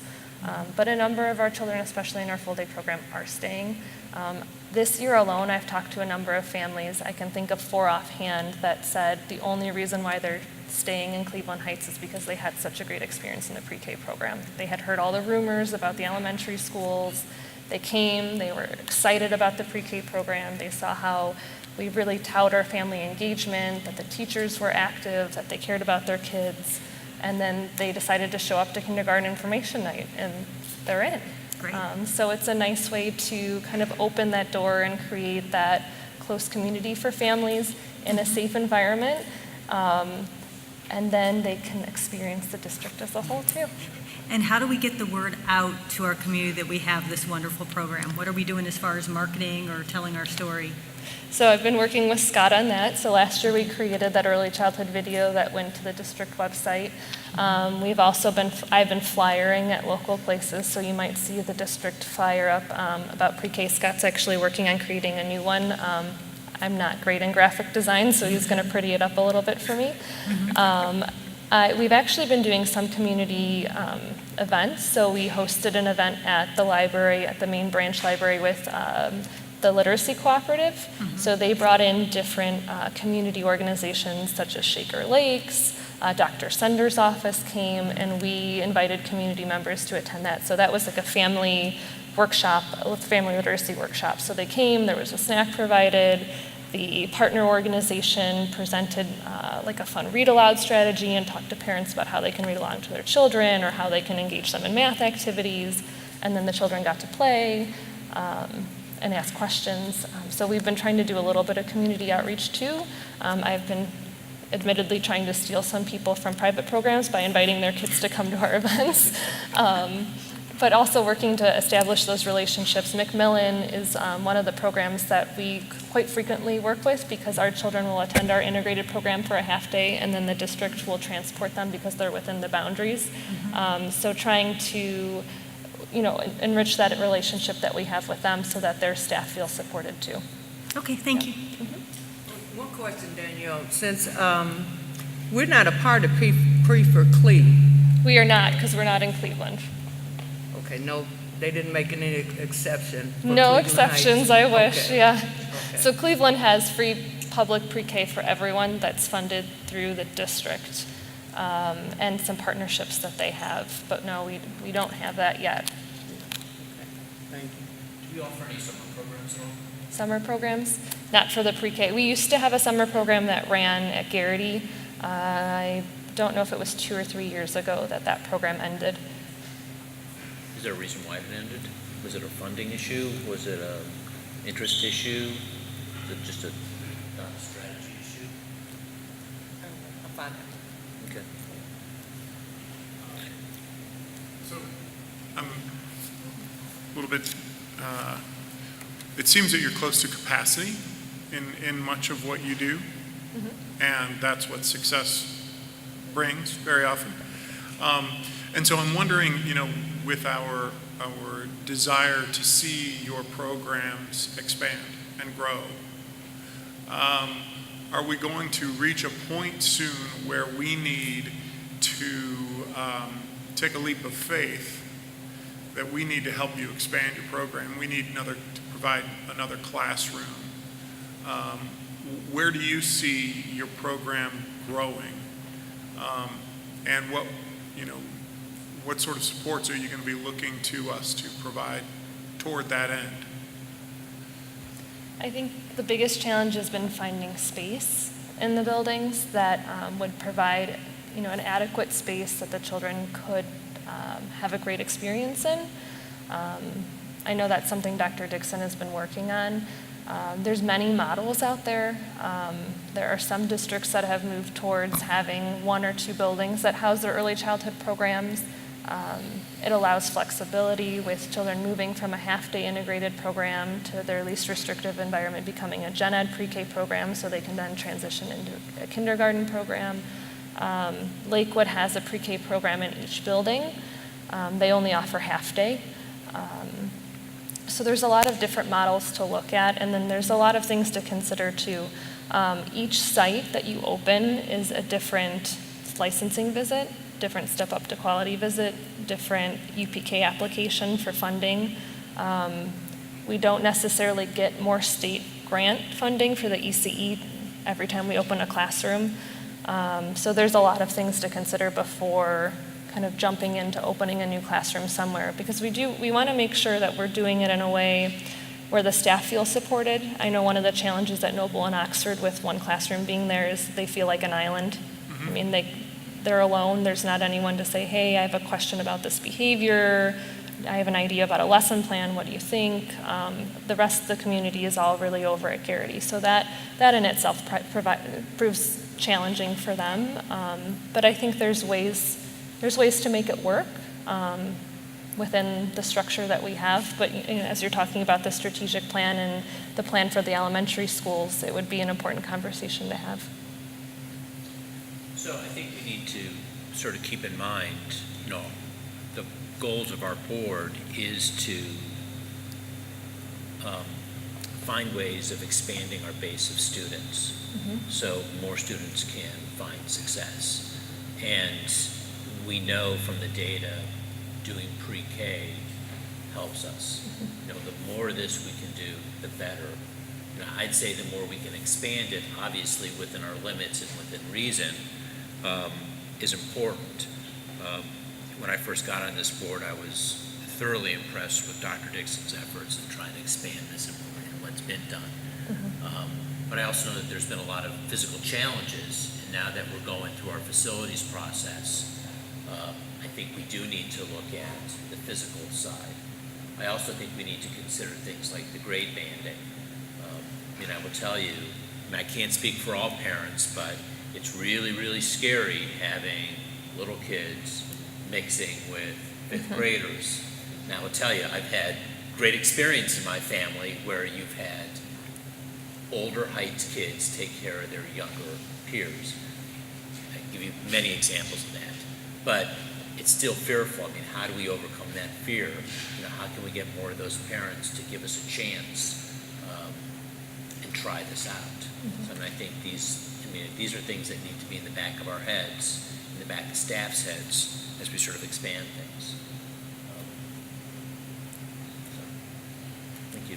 So I'll say thank you to Danielle. When the board asked about the pre-K program, I knew you'd come up and do a phenomenal job, and she's been here for 2 years, took it at the helm after we made a transition, and you can see the fruits of her labor. She's done an excellent job, and I just want to thank you publicly for what you've done for the program, how you've turned it around, and you, in your leadership and working with the teachers, have made the program what it is. It's because of you. I want you to know that. Thank you. Okay, so now we have the final reading of our social studies curriculum adoption. Good evening, everybody. I'm going to be old school and read from a piece of paper, if that's okay. Good evening. During the April and May Board of Education meetings, the CHUH Curriculum and Instruction Team presented the proposals for the adoption of the K-12 Social Studies and World Languages materials. Tonight is the third reading required by our textbook adoption policy. The proposed programs will increase equitable access to high-quality instructional materials, which are aligned to the Ohio New Learning Standards for Social Studies and World Languages. Studies Weekly was piloted, as well as History Alive, and History Alive has been used in the high school for the last 6 years. After the implementation this school year, the piloted programs were evaluated in the areas of learning goals and objectives, content, assessment, teacher-supported materials, physical characteristics, and student support materials. A subcommittee of social studies and world language teachers representing elementary, middle, and high school chose Studies Weekly and History Alive and Santiana, as the programs to recommend to you for adoption. These engaging programs provide students with print and digital resources to increase their content knowledge, critical thinking skills, and of course, language fluency.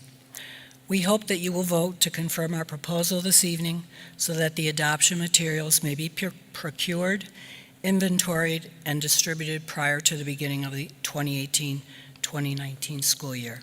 Thank you. Any questions? Thank you. So this is something we're voting on this evening? Yep. Correct. Do we have a motion? I motion that we vote on the social studies curriculum adoption. Do we have a second? Second. This has been presented to us 3 times. A lot of information. Are there any other questions, any other thoughts? No, I think we asked a lot of questions the other 2 times. Would you call the roll, please? Mr. Hines? Yes. Ms. Serini? Yes. Ms. Wright? Yes. Mr. Posh? Yes. Motion carries.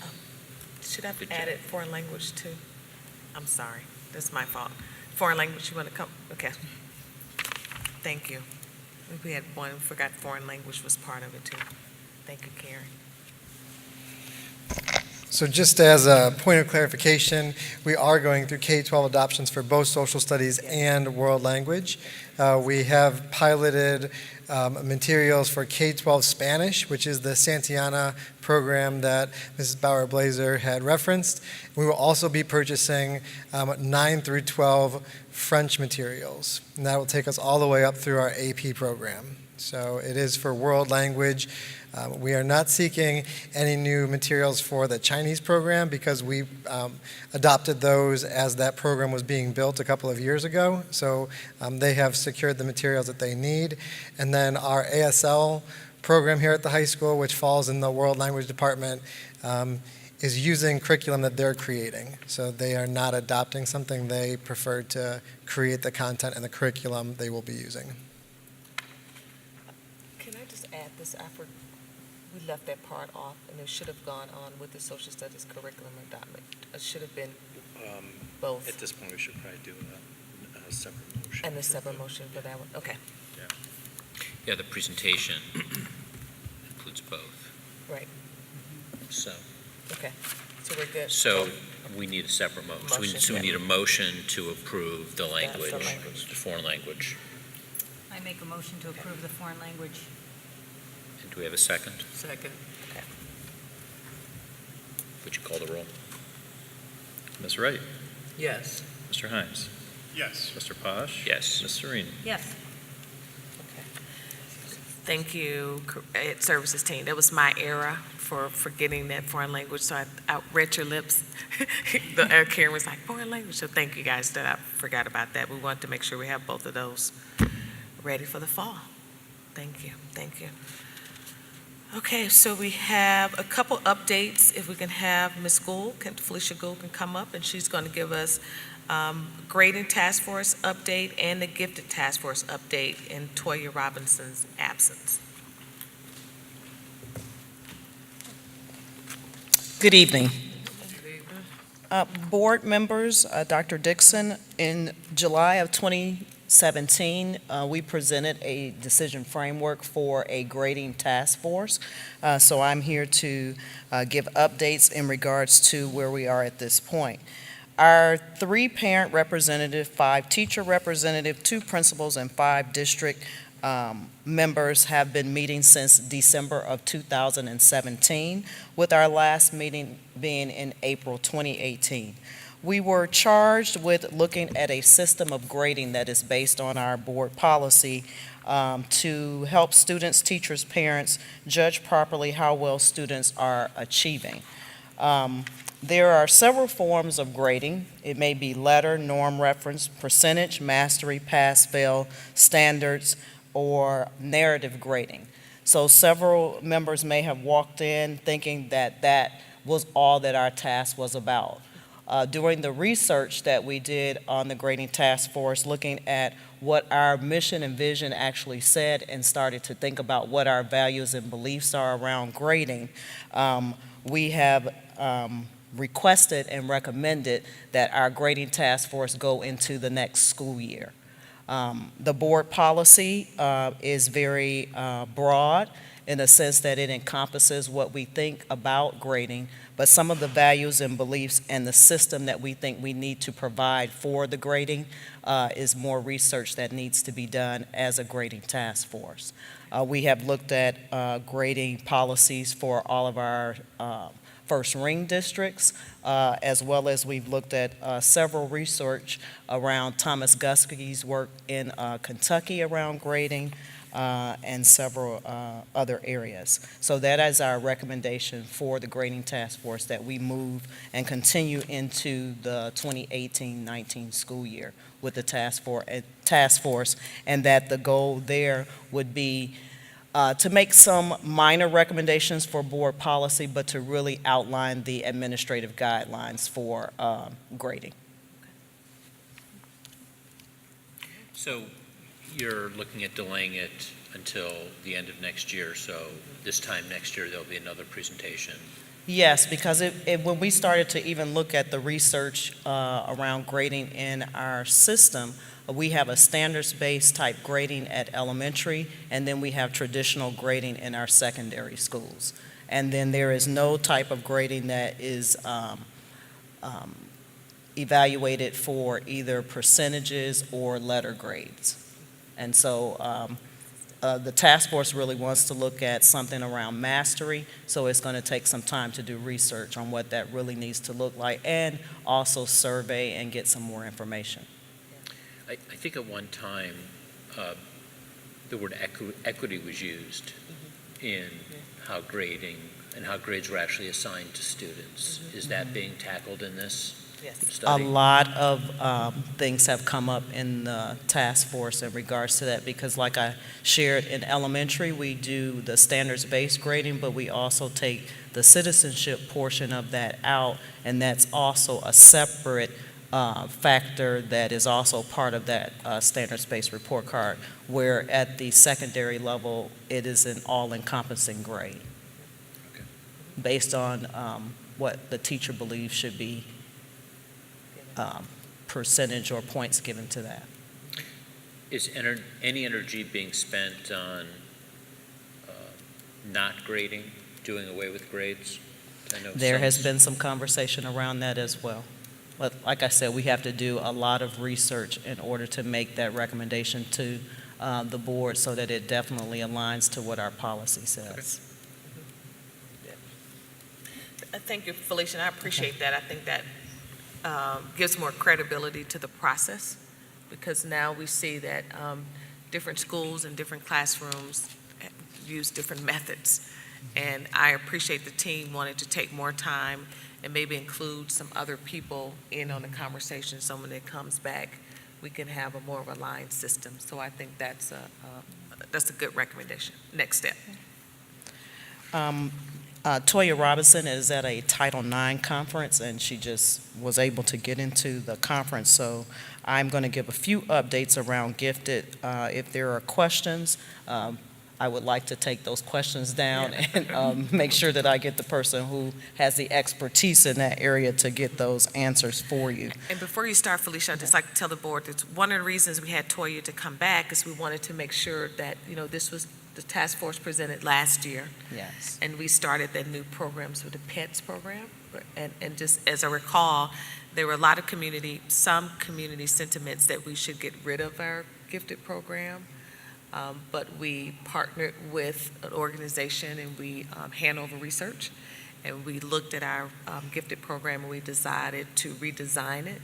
So Toya was bringing a recommendation, just some highlights of what has happened after this 1 year of implementing the new design. Okay. And she said that the grading task force did meet in April. And from the task force, they talked a lot about the middle school program and Gifted around more time being wanted for the resource room. However, as far as Gifted education is concerned, several new things have come out, and the district has complied with those new legislative items around Gifted. And for resource room pullout requires 15% of the specific academic content time for service. Cluster grouping starts in third grade next year. Classroom teachers will receive 30 hours of professional development from Gifted, and they will service students in the areas of social studies, science, and creativity. Self-contained remains the same. Students are being serviced at the high school in AP classes. Teachers that receive AP training and meet regularly with Gifted teachers can count their students as receiving Gifted services, and that adds points to our school report card. And PETS, the primary education thinking skills, will remain the same, and I know that currently we have a position that we are trying to fill for the PETS. Right. And those are the updates from the April 2018 meeting. That's good. And as you recall, remember when we talked about AP, there was an assumption that AP was for gifted students in high school, and that was our high school gifted program. But that's not the case. But we did find that we were not servicing students. So once students went to the high school, they were not serviced at all, but they should be serviced, because gifted doesn't mean that, gifted students need that social emotional support. So they found a way to provide that for our high school students, which is good. That was killing us on one of the measurements in the report card, Correct. if I remember right. Right. Yep. And Felicia, I was on that task force. Yes. So I just want to remind everyone that the pets, the early child, that's kindergarten through second grade, I Yes. believe. And that serves all students. You're not just kids who are identified as gifted, because you're not identified as gifted typically that young. Yeah. So that was the task force's attempt to make sure that we were expanding the programming to as many children as possible. Yeah. That's good. And there have been policy updates, and Paul will cover that under the policy update. Okay. All right, thank you, Felicia.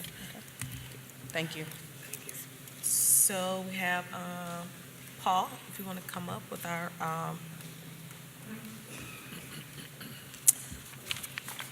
so Paul, you have our second reading of policies that were in Group A, and then you have the first reading of policies in Group B. Yes, so hello again.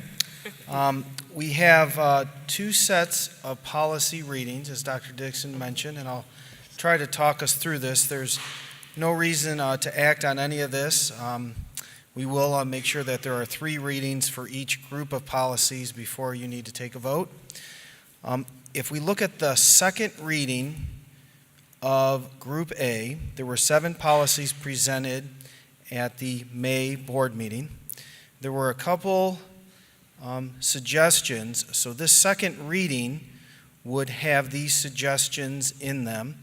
And if you look at policy 9141, Business Advisory Council, the two suggestions were in the first paragraph to eliminate at the end of that sentence and attitudes. So that was one of the suggestions. And there was an update on option 1. The Board of Education has entered into an agreement with the Cuyahoga County Northeast Ohio Educational Service Center, and it was asked that a list of districts be sent, as well as business partners. I did send today some updated information on that, and I will be getting the business partners sent to you prior to the third reading. Okay, but you did get the districts and the contract. That's a sample contract for that Business Advisory Council through the ESC Northeast Ohio. So as the second reading for Group A, are there any other questions or items you want me to research or address at this time? We're only looking at those 7 policies in Group A. Okay. All right. The first reading for the next 15 policies, I did highlight those in blue. And what I'll do is I'll just read the topics of each policy. So this is the first reading for policy eligibility of resident and non-resident students, entrance requirements, personal communication devices, use of medications, drug prevention, amenities for participants at meetings and or other occasions, recognition, disposition of real property, personal property, staff use of personal communication devices, lending of board-owned equipment, staff technology, acceptable use and safety, district issued staff email account, district issued student email account, access to district technology resources and or information resources from personal communication devices, utilization of district's website and remote access to district's network. All of those in the clean version are in board docs, and some of them are kind of lengthy, but they'll be up there for the next 3 months as far as our 3 readings. So are there any questions over any of those 15 policies? Again, this would be the first reading, and I could bring back information for you for the next 2 months.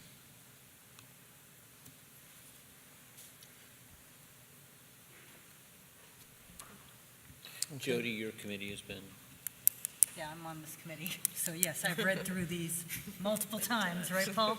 Yes, you have, and I appreciate you doing so. So I didn't have any questions.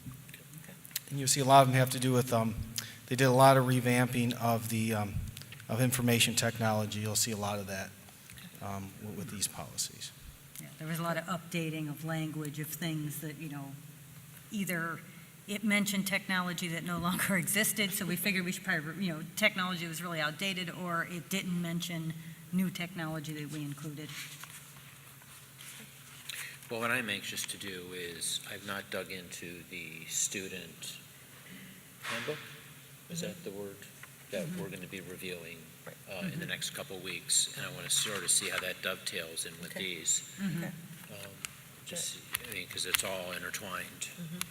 Right. But I've not had a chance to do the student handbook yet.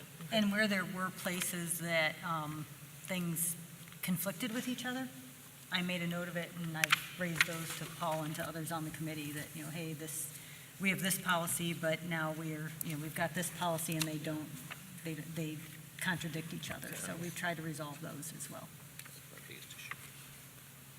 Okay, I will be bringing the third and last group to you for the first reading at the next board meeting.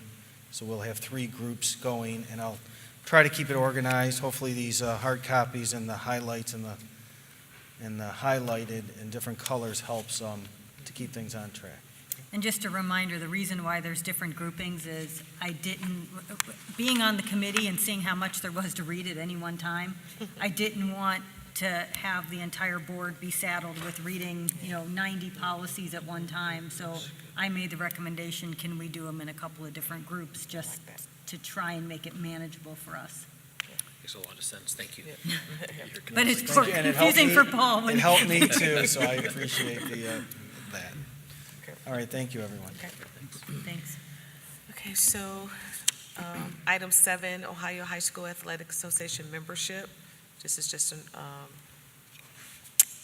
a motion to authorize the renewal of that membership.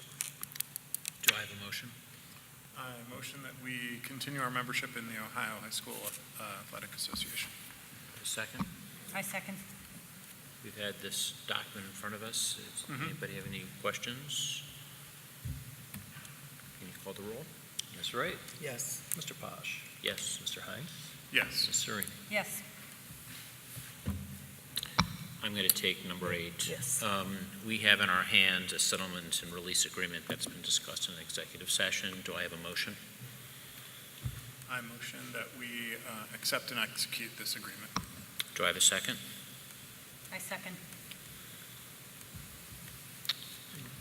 I have to ask, does anybody have any further discussion on this issue? Can you call the roll, please? Mr. Posh? Yes. Mr. Hines? Yes. Ms. Serene? Yes. Ms. Wright? Yes. The treasurer's report.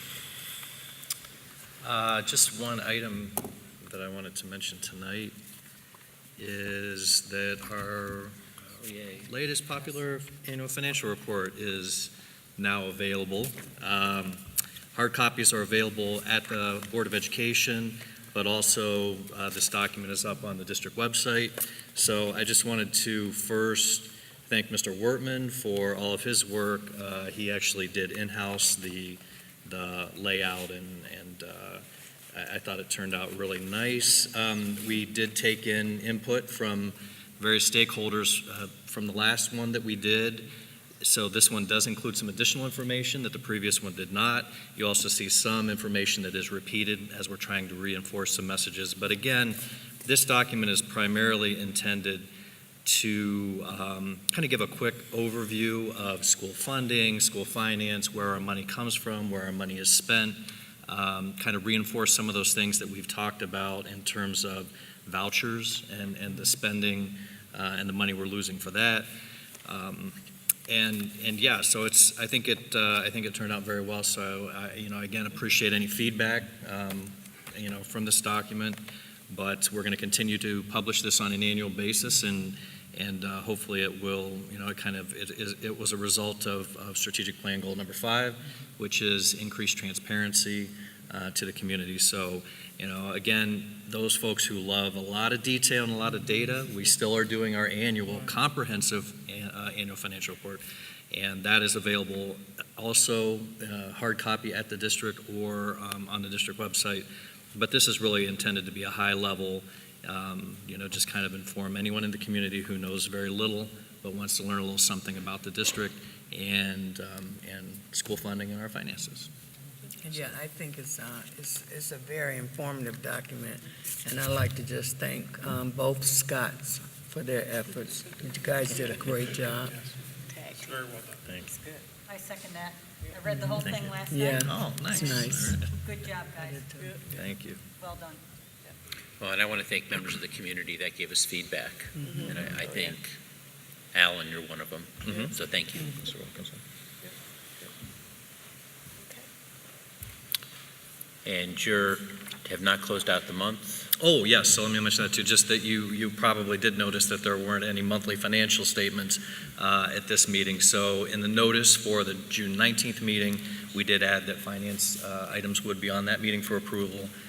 The month of June isn't closed out yet, and we have several kinds of items that are only done on an annual basis that made more sense to happen as we get closer to the end of the month than at this point. So you will see the 5-year forecast, you will see the monthly financial statements and all those kinds of things, in addition to some new that you probably haven't seen yet on June 19th.